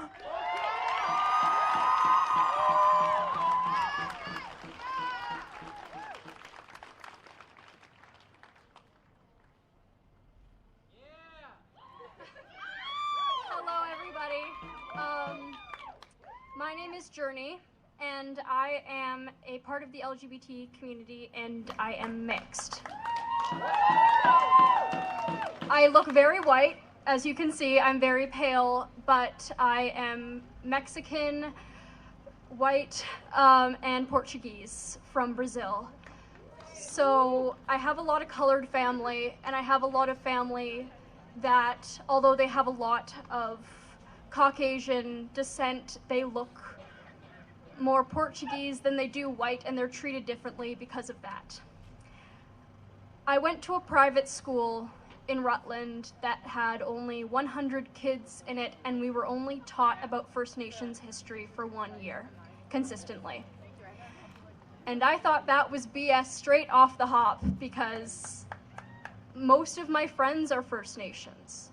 And when I heard their stories of racism, when I was homeschooled, I was given an assignment to interview someone who dealt with racism, and I interviewed my best friend, and what I heard was appalling. Nobody should be treated like that. Nobody. My mother was chased down the street by people she called her friends, asking if she was Mexican, using slurs against her for being related to somebody who was Portuguese. My grandmother was 15, a Mexican woman who married a 25-year-old in the 1800s, and I can only think of what she must have endured in Canada during the 1800s. I wonder what it must have been like for her son, who was mixed and worked on the railway in West Kelowna. And I'm ashamed to say it, but unfortunately my father doesn't think of his genes. I grew up with very racist family members. My father will insult people of color, and he knows that we're not completely white.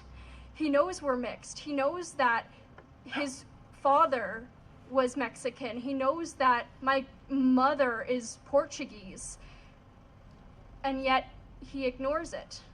He says, "Oh, these people don't deserve rights." Well, Dad, then you're saying that I don't deserve rights. I'm your own child. And I used to joke about how he's racist because he doesn't love himself. I told him that, "Dad, I get that you have anxiety, and I get you don't want to talk about it, but you have to understand that these people are your people, and we are a family. We are not separated. We are, regardless of blood, we are together." I've seen my friends deal with racism, and I've been in customer service, and I have seen people step away from people who are Black or Indigenous or Chinese, and I am appalled. Honestly, I've seen people afraid of people of color, and I look at them like, why are you doing this? A customer I had recently spoke up about her young sons experiencing racism, and they're around 7 years old. If you guys have Netflix, and this is a little off topic, but I would recommend watching The 13. It's a movie on racism, and when I found out the amount of corporations supporting the wrongful imprisonment of people of color, I was appalled. And it was appalling because I used to work at one of these corporations, Walmart. And although the corporation itself no longer gives money to these charities, the CEOs still do. It is backwards. And I can't even believe that I spent my money there.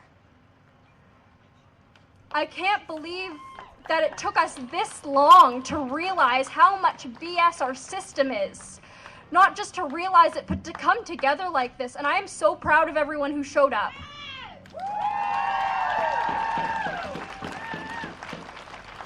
I was given white privilege because I look white. And I'm pissed off that I have it. Because I have cousins who are from Africa. I have cousins in Northern Africa from Egypt, Libya, Sierra. And when I see them experiencing this, I cry. I've seen my cousins being called the N-word. I used to be a part of a religion known as the LDS Church. And honestly, I wasn't even going to say their name, but I was a part of it, and I looked at what they were saying about this and realized they are part of the problem. Because they completely ignored the fact that they had a racist doctrine only 30 years ago. They said, "Oh, our church has never been racist." But African American men have only been able to hold the priesthood for 30 years. Why would you blatantly lie and try to cover up your past? Say that you did a wrong thing and fix it. They want to make us forget. They want to make us forget. We won't forget.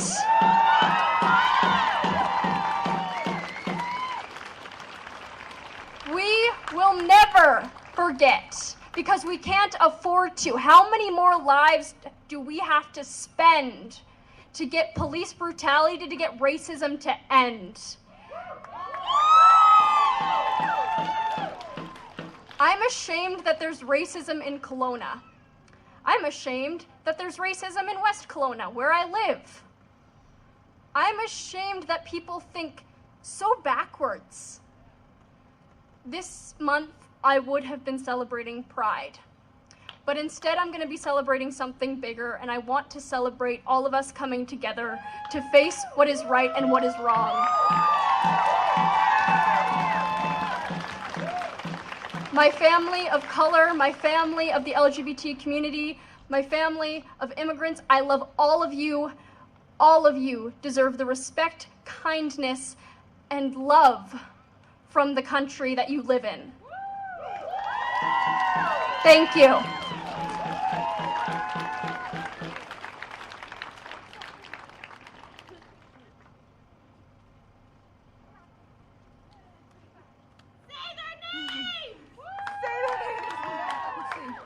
Hi, I'm the best friend. And I'm really scared to be up here, so I'm sorry if I stumble. But I wanted to talk about the privilege that I have with my family. I am an Aboriginal person who grew up in a small white town in Alberta.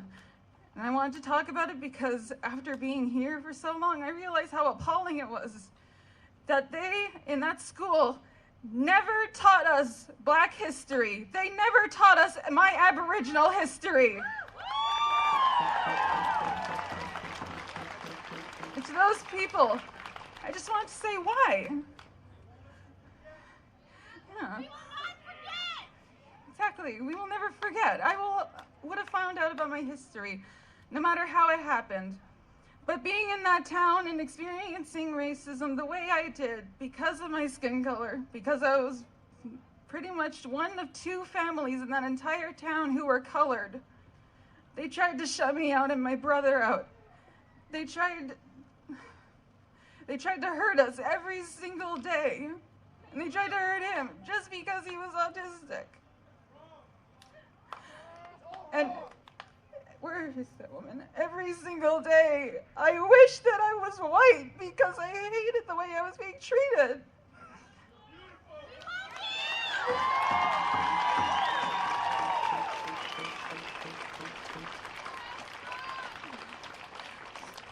I wanted to talk about my experiences because I hurt so badly, and I know so many other people who wish they just had a lighter skin tone because they don't want to be treated like this.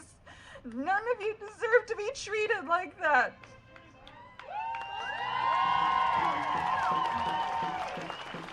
And what happens when people don't report these things? We never find out about them. If I never left that town, I never would have known about these people. I never would have known about these people.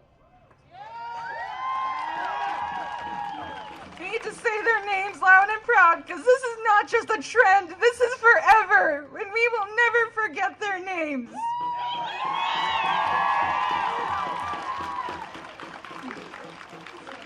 Thank you so much.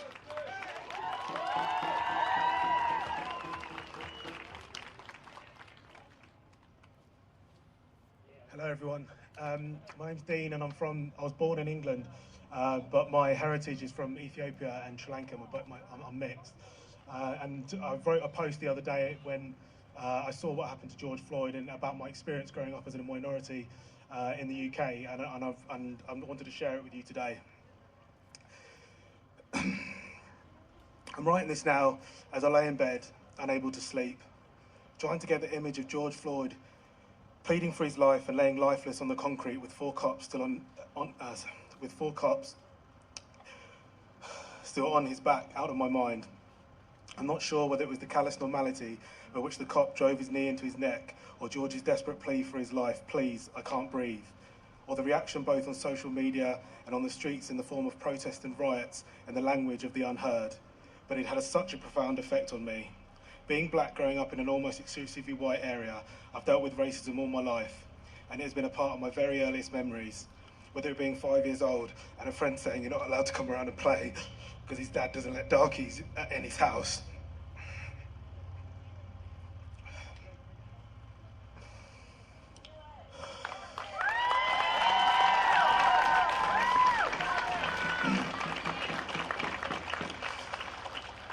Or a school teacher comparing you to a monkey in front of the class because the palms of your hands are white, or having things thrown at you and insults shouted at you from a car when walking back from the shops with your mum, and your mum crying when you get home.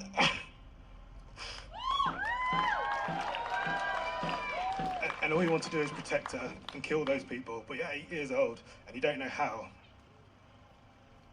Or when your best friend's dad has a road rage incident and shouts out his stupid fucking N-word, and then reaches into the back seat and grabs your knee and says, sorry Dino, I didn't mean it. And when you're friends with a white girl and have been to their house as friends before, and when their parents find out you're dating, you're not allowed around their house anymore. When you hear about the murder of Stephen Lawrence and you're terrified because you know people like the people who murdered him and you see them every day. Or when you're on a date and you get beaten up with 4 members of Combat 18 for having a white girlfriend, or when your white friends make racist jokes and say, come on Dean, it's only a joke. Or when your white friends are overtly racist to other minorities and you know when you're not around, they're racist to your race too. Or when anyone says, I'm not racist, I've got insert any black person they know or have in their family. Or when you've told you're a bounty because you're well spoken and educated. Or when you're the only person, or when the only people of colour you see in films are gangsters or criminals, and you don't know why you're crying tears of joy when you watch Black Panther and how unexplainably good it felt to have a film like that. Or when you cry tears of pain for 10 minutes straight in the cinema after watching Black Klansman for the way Spike Lee so powerfully told a story about race from the past that has just as much relevance in the present, with a level of pain and understanding that ripped open lifelong emotional scars. I could give you hundreds more examples of racism I've personally experienced. Almost any person of colour growing up in the UK or America or Canada will have similar stories, some worse, some less. But beyond the overtly racist, it is a systemic institutional racism that permeates almost every aspect of our society that needs to change. Western society is built on white supremacy, misogyny and homophobia, and considering women's suffrage, the civil rights movement and the equal rights of the LGBT community only came in the last century, it can be reasoned that the lasting effects of that mentality can be seen, felt and heard today.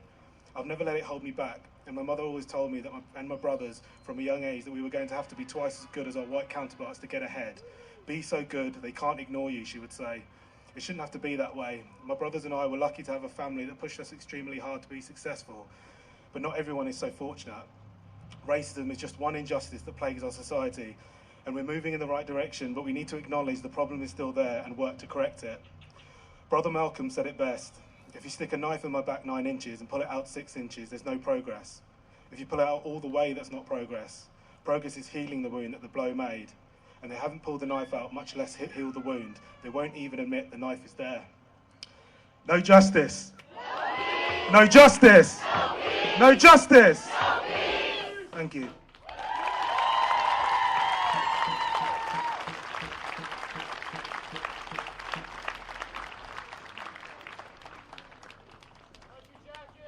Thanks. Hi, my name's Taryn, and there's a lot more people here than I thought.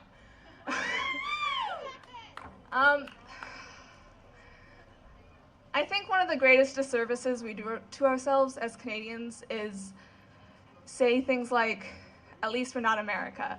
At least we're not as bad as they are. Things could always be worse. But why do we always have to wait until they're worse? Why can't it just be that they're bad enough, that something has happened and it needs to stop?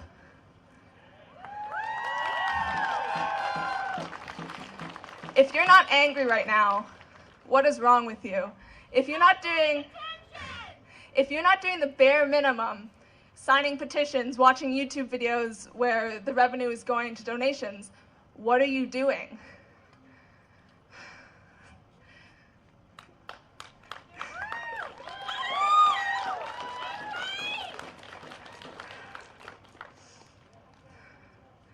I am mixed and proud. I am Métis and proud. But why do people think it's okay that they can try to take away my pride? Because they deem that it's not okay, that it makes me something less, something not human, just because they think so. Why does that make me different from so many others? Why do we let it?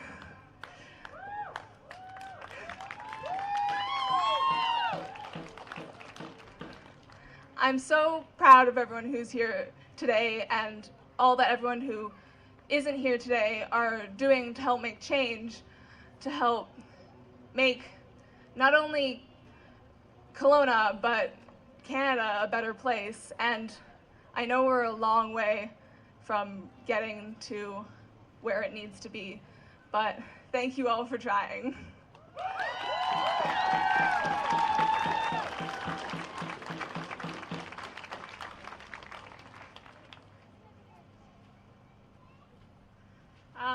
I do not do this, so I wrote it down. I just wanted to take a moment to address the white people. I hear this from my friends and my family during everything going on, and even from myself, that we don't know what to do here, we don't know what to say. We want to stand in support, but we feel uncomfortable because it doesn't directly impact us. And I want to challenge that, to say that it does impact us. This racist system around us impacts us because we created it and we benefit from it. That is why we should not just stand in support with Black people or all people of color. We are the ones who have the direct responsibility to acknowledge and destroy the system we created. And the first step is cutting through our own discomfort and breaking the fucking silence.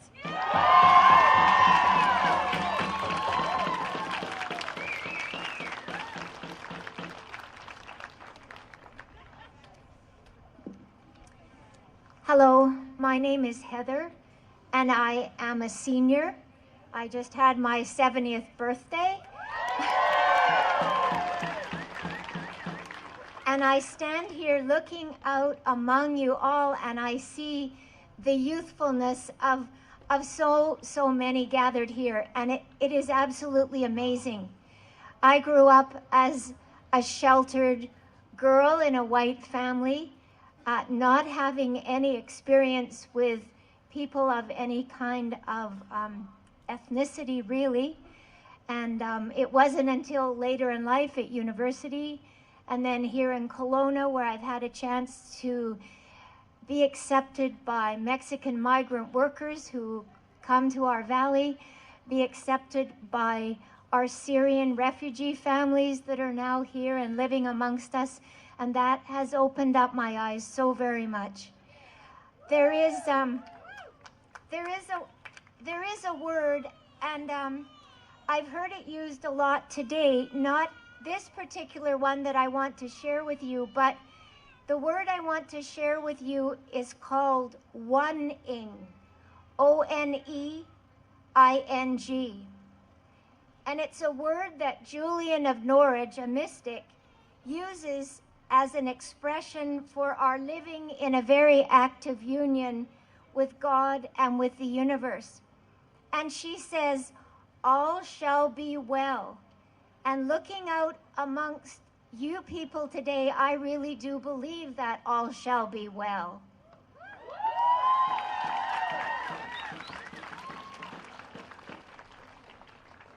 All shall be well is based on her belief in a force of love, and that's evident here today, that moves through the universe, and it's one that will hold us fast and will never let us go, and that is the love. Yes, we have to strengthen our commitment to racism. We have to stand up with our siblings. And I do believe that our Creator delighted in variety and created a world of astonishing diversity, but all that diversity, all those lives deserve dignity and safety and possibility.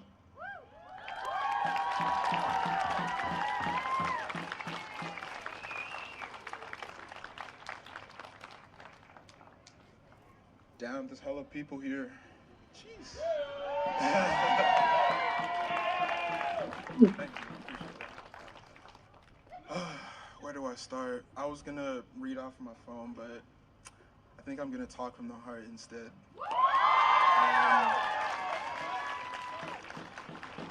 Just listening to a song today, Meek Mill, Jay-Z, Watts Free. Jay-Z's verse started with 3/5 of the man, I believe, is the phrase. Don't know if any of y'all heard of that, but Americans in the 1800s, 1700s referred to black people as 3/5 of the man. It was in the United States anthem, it was in their constitution, it was everywhere. The legacy of racism is everywhere in America. Police today, the modern police is descended from slave patrols. You feel me? Man, like, ever since I heard that story about Ahmaud Arbery, some details came out yesterday. The last words he heard, the person who killed him, "Fuck you, nigger." That's the last thing he heard before he died. Man, it pains me to think of it. And some people think that black people looking for attention with this George Floyd shit. Nah, bro, we've had enough. We've had enough, period. Straight up. Now, I want to just say a little bit of my story. I have 2 siblings. I have an older brother.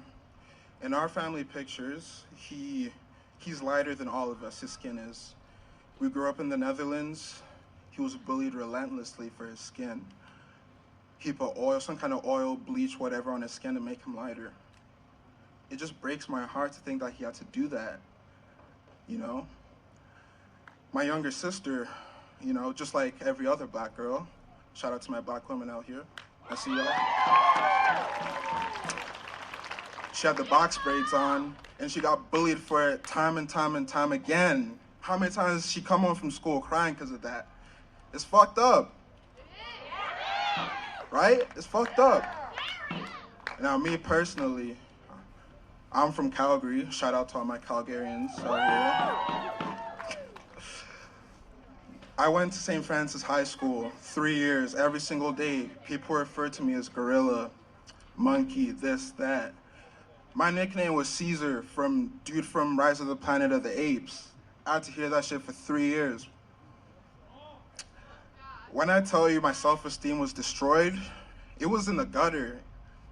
You know, and this is another thing. Black boys are not allowed to talk about their emotions, and it's fucked up, bro. We should be able to talk freely without being judged, without being called weak.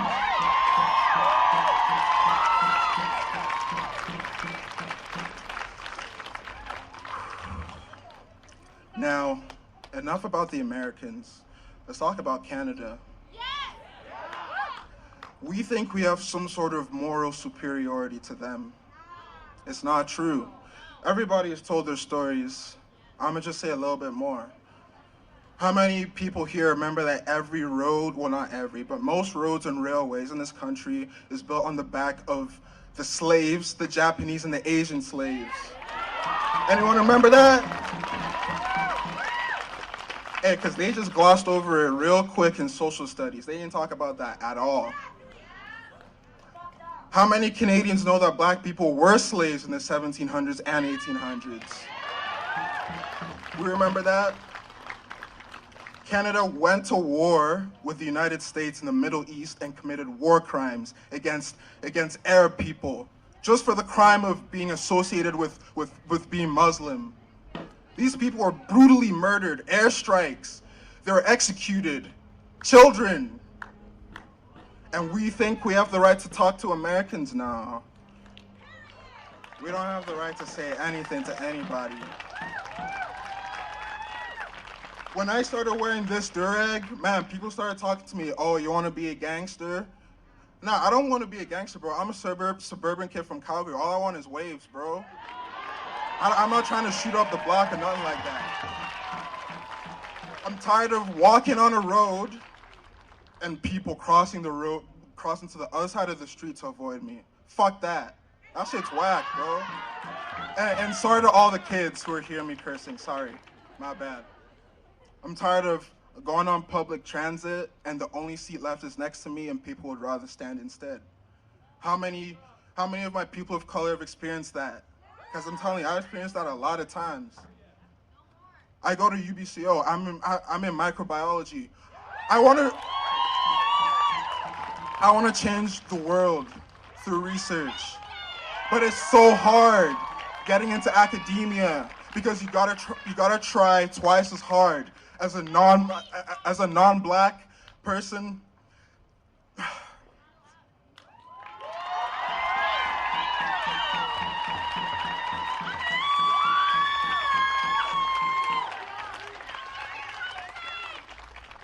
Sorry for rambling. Maybe I should have read off of the phone. Shit, man. Yeah, we can do so much better, and it's so good to see everybody posting on social media. People are marching, and it's dope as hell. But if it's performative, keep it. If it's limited to black people, keep it. Let me tell y'all something. How many of us have forgotten that earlier this year, or maybe it was last year, I can't remember, we sent the feds into native reserves to evict them from their land to build pipelines. We remember that? I'm from Alberta. Our premier, Jason Kenney, he was elected after it came out. After it came out, he prevented a gay man from seeing his partner on his deathbed, and people still elected him. People in BC and Alberta, I've seen it everywhere, drive around with their Confederate flags. Why? Why? What's the point? We're not the South. We're not Texans. We're not cowboys. I mean, it's not wrong to be a cowboy. But they say it's pride. What exactly are you proud of? You feel me? What exactly are we proud of? And so, Black Lives Matter, but so do Indigenous people, man. I want to use this platform.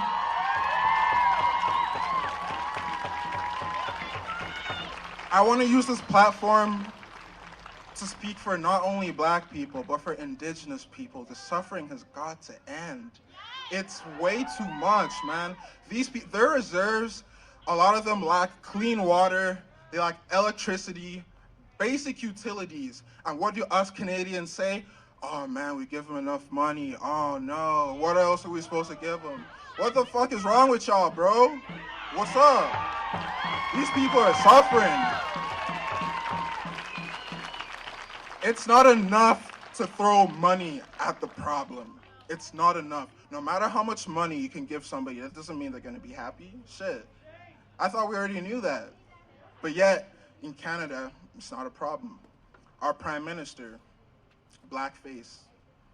How many of y'all forgot about that? How many people voted for Trudeau even after it came out that he wore blackface on a couple separate occasions? Yeah, F that, yeah. Let's keep it PG. Nah, I'm just playing.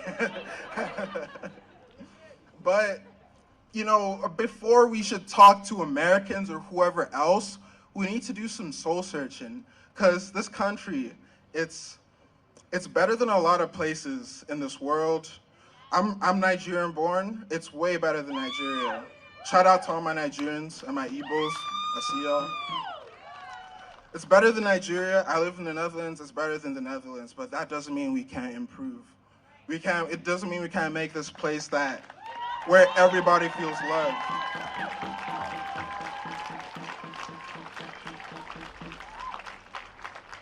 So, Black Lives Matter, COVID is happening. Hey, if I see anyone getting on my Asian friends, I'ma slap y'all myself.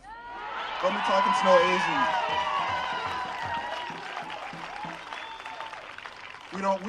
We don't do that here, bro. We don't do that here. And yeah, we all matter.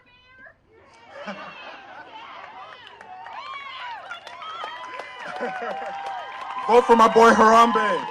I love y'all. Peace.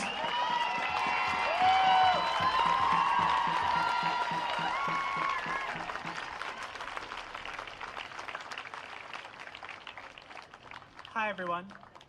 In 1979, Albert Johnson in Toronto was murdered in his home by police, leaving behind a widow and 4 children.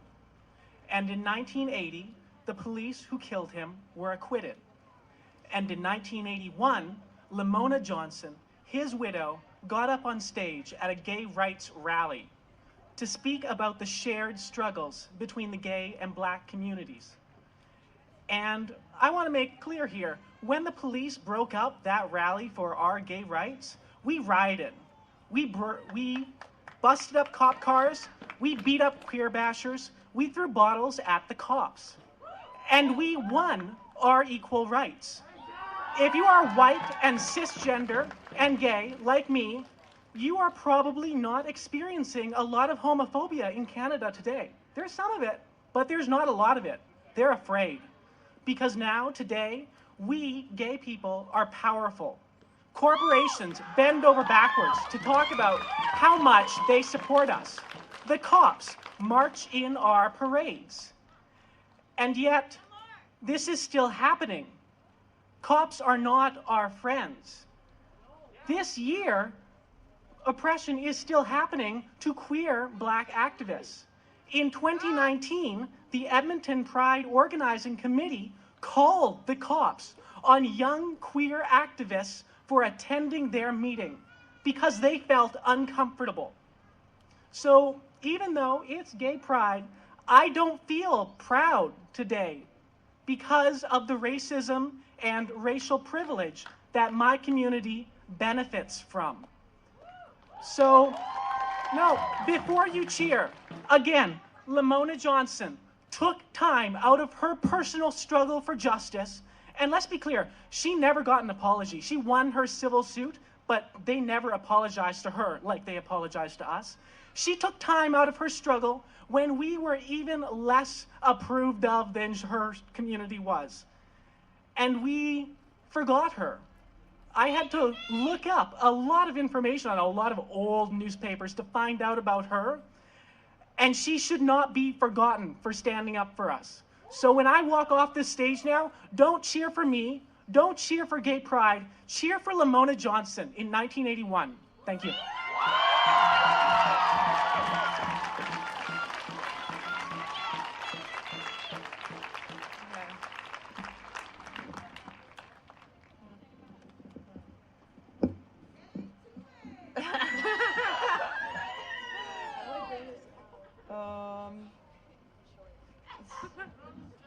Thanks. Okay. I want to be close to you. Sorry, everyone, I'm short. Okay. So, we are the co-hosts of this event. First of all, thank everyone for coming. You guys are great. Thank you, thank you.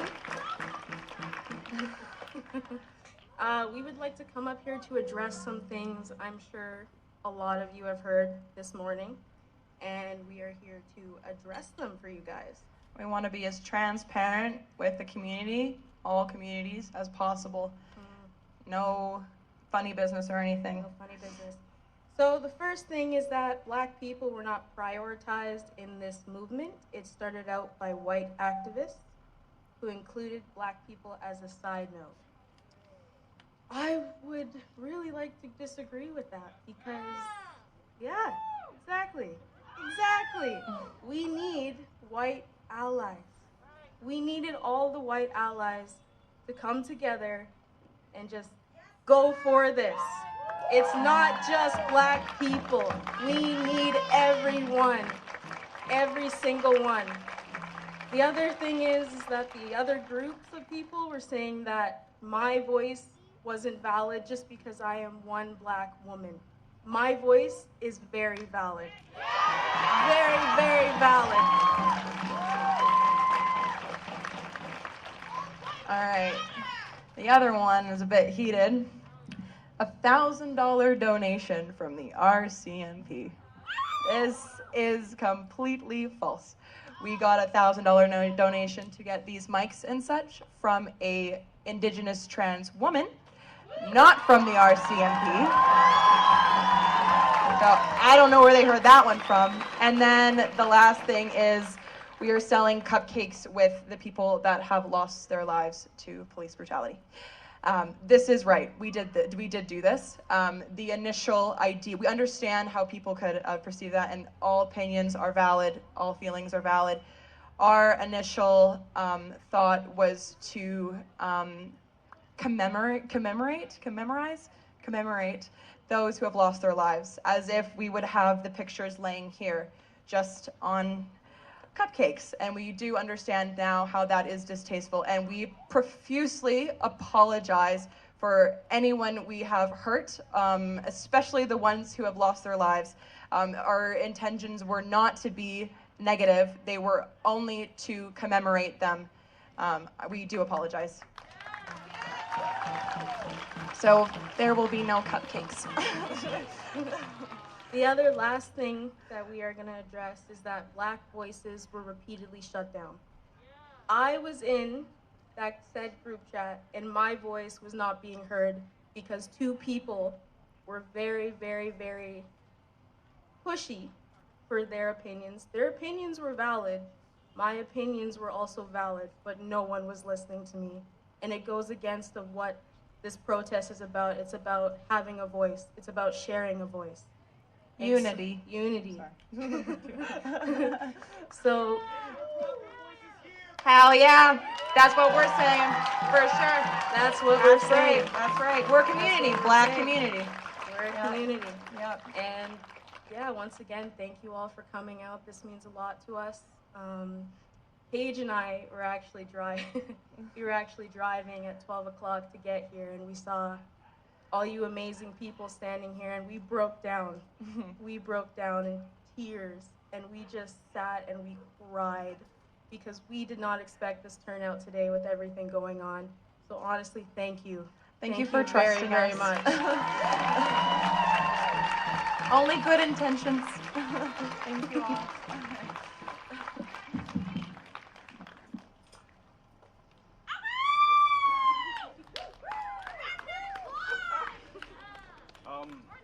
Hello, my name's Ryan. Thank you. I'm a tall boy. I'm lanky. I'm just kind of here to share my experience with race and love and all that good old fucking stuff. My grandfather grew up in America. He was born in 1942, and he is African American. In 1960, he married my grandmother, who was a white woman. Obviously not a very popular choice back then. And I'm very thankful that just getting to see all the love that they have for each other and the love that my parents have for each other as a mixed race couple, and getting to see all that love growing up and seeing all the love here today. Because everyone does really matter. We're all beautiful and we're all deserving of love. You should be able to love yourself freely and love each other freely. Hate, racism, everything like that, that's that's fucked up. The racism is there just to kind of destroy us. If we can truly love ourselves and let that love radiate out, we can love each other. I'm Buddhist, and as the Buddha once said, he was asked a question from a man.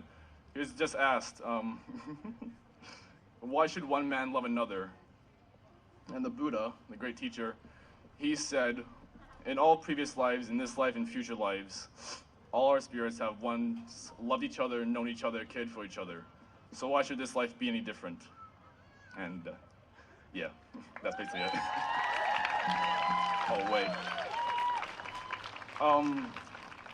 If you look down on yourself because of your race or your color, due to how other people made you feel, how you feel about your race or your color, anything like that, fuck that. Just love yourself. Be proud of who you are, love yourself, and you can love others. Thank you.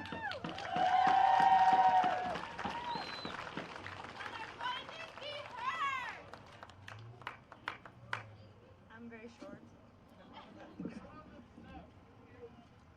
Hello, everyone.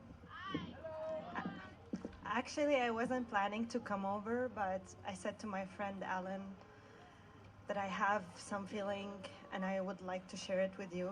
And I just feel so blessed, and this is kind of wish for me, to be honest, since I was very young, to see all of this peaceful protest. My name is Rahaf Zwain. I'm from Syria, and I've been in Canada from 4 years, and I feel so blessed right now to see all of these beautiful people sharing their stories and their experience. And of course, I suffered from racism in my country, in every country that I escaped to reach here. And I'm very thankful that I'm standing here in this Aboriginal land of immigrant, Canada. And I'm like, we are all from everywhere, and we are all human, and we are all the same. And that's how I grow up, because I grew up from mixed family, and I've been taught since I was very little that all human matter, wherever they are from, whatever their religion is. Don't even, when someone asks you what your religion is, don't answer them. Tell them, I'm a human being, and I'm all the religion that you can count. And everyone will laugh at me sometimes in my school when I was a kid, because this is my answer. And they will say, you're so weird. No, I'm not weird. I'm a human being like anyone. And I just want to advocate since I was a kid, because my family, to just accept each other's, accept the way how we are. We are all the same. There's no differences between us. Even in whatever your race is, just look at yourself in the mirror. You want love, you want care, you want respect. We all want that. We don't need anything else. Of course, all the countries suffer from racism. But the thing is, in Canada, you have voice to speak. There is a lot of country. Back in my country, you can't sometimes speak. Of course you can't, because you will be like George Floyd. Yeah, and I've seen it, because people did speak up. I saw George Floyd for 4 years in my 20s. I was seeing it every single day, because people were speaking up. And there is a lot of people don't have this opportunity that we have right now. I feel so blessed. I'm grateful. This is a blessing for all of us to be here. We are beautiful. Everyone is beautiful. Wherever you're from, wherever your grandparents from, whatever job you do, whatever class you have, we are all the same, and no one will change this. And we are so thankful that we have young generation who's talking about this right now and speaking up. And we will keep continue this, all of us together, because we are all in this together, all of us. Yes, we have to speak. We have to always share our love, no violence, always peaceful. Always peace will win at the end. We know we have a lot of problems.